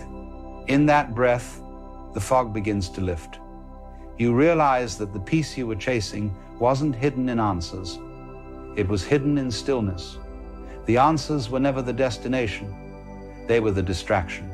What you were searching for was not knowledge, but silence, the kind that doesn't come from solving, but from seeing. To overthink is to live half a life, to exist in potential but never in presence. You wait for a perfect understanding that will never come. Meanwhile, life waits for you to return to it. When you finally do, when you let the noise fall away, you discover that you were never truly lost. You were simply too loud inside to hear the quiet truth beneath it all. That life does not need your permission to unfold. It only needs your attention. And when that attention returns to the present moment, even for a breath, everything shifts. The problems shrink. The noise softens. You realize the river was never against you, it was carrying you all along. There comes a moment, somewhere after the storm of thought has exhausted itself, when silence doesn't feel like emptiness anymore. It feels like home. You sit quietly and realize that all along, the noise wasn't protecting you, it was hiding you from yourself. You thought thinking would make you stronger, safer, wiser. But now, in the stillness that follows all that effort, you see that wisdom was never waiting inside your thoughts. It was waiting beneath them. The mind believes that if it keeps running, it can outrun fear. But fear is not behind you, it is the very motion of running itself. You can't escape fear by thinking faster, planning harder, or knowing more.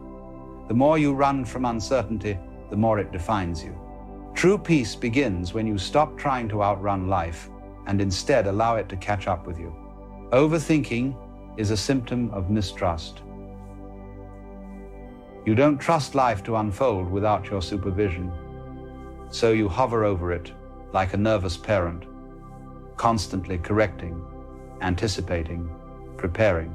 But the beauty of existence is that it doesn't need to be managed. The flowers bloom without being told how. The stars move without instruction. The heart beats without your permission. You are part of that same intelligence, yet you spend your days doubting it.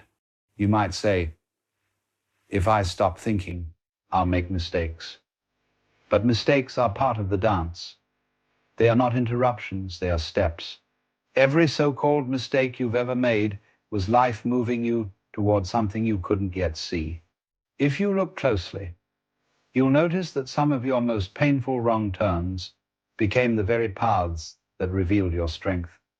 Overthinking tries to prevent mistakes, but in doing so, it prevents growth. To live without overthinking is not to live without thought. It's to let thought play its proper role as a servant, not a master. When a thought is needed, it arises. When it's done, it dissolves. The problem is not in thinking, but in identifying with the thinker. When you believe you are your thoughts, you drown in them. But when you see that you are the awareness noticing them, suddenly they lose their power. They pass through you like clouds across a vast sky.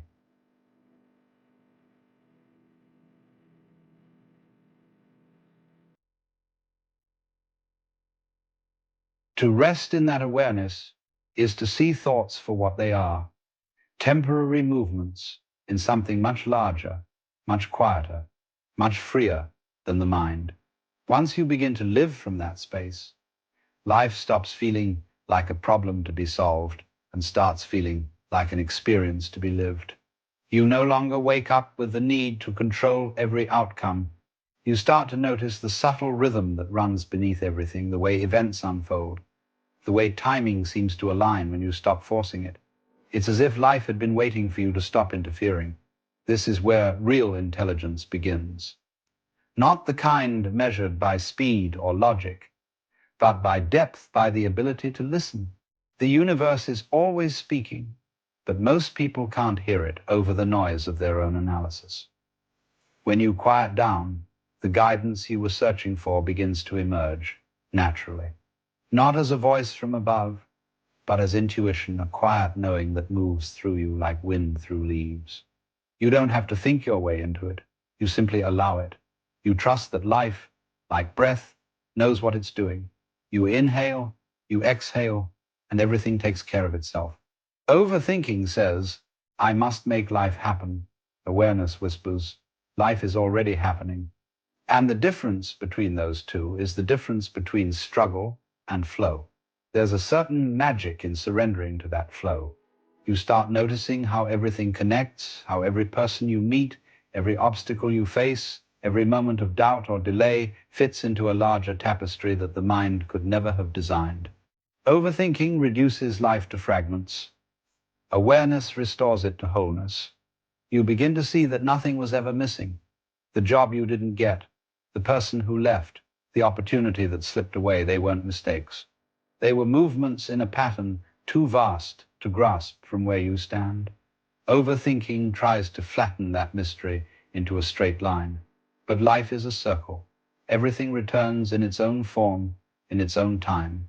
When you understand this, you begin to relax. You begin to breathe differently. You stop asking life for guarantees and start meeting it as it is. That's when the overthinking mind finally dissolves, not because you've conquered it, but because you've outgrown it. You've learned that control is a poor substitute for trust. And here's the great paradox. When you stop trying to control everything, things actually begin to align.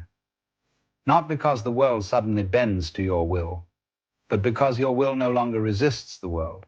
You move with life instead of against it. You act not from fear, but from clarity.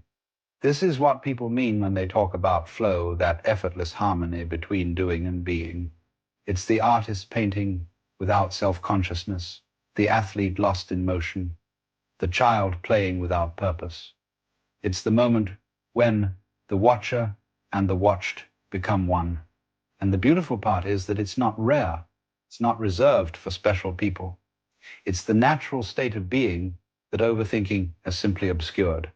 Once the noise quiets, you realize the stillness was there all along.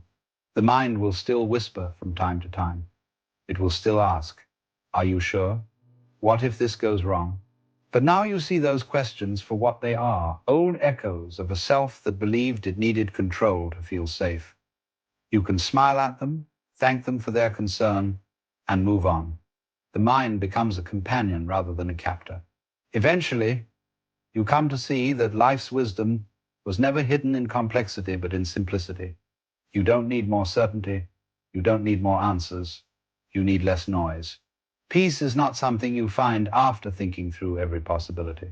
It's what remains when the thinking stops and awareness begins. It's what arises when you no longer stand between yourself and life.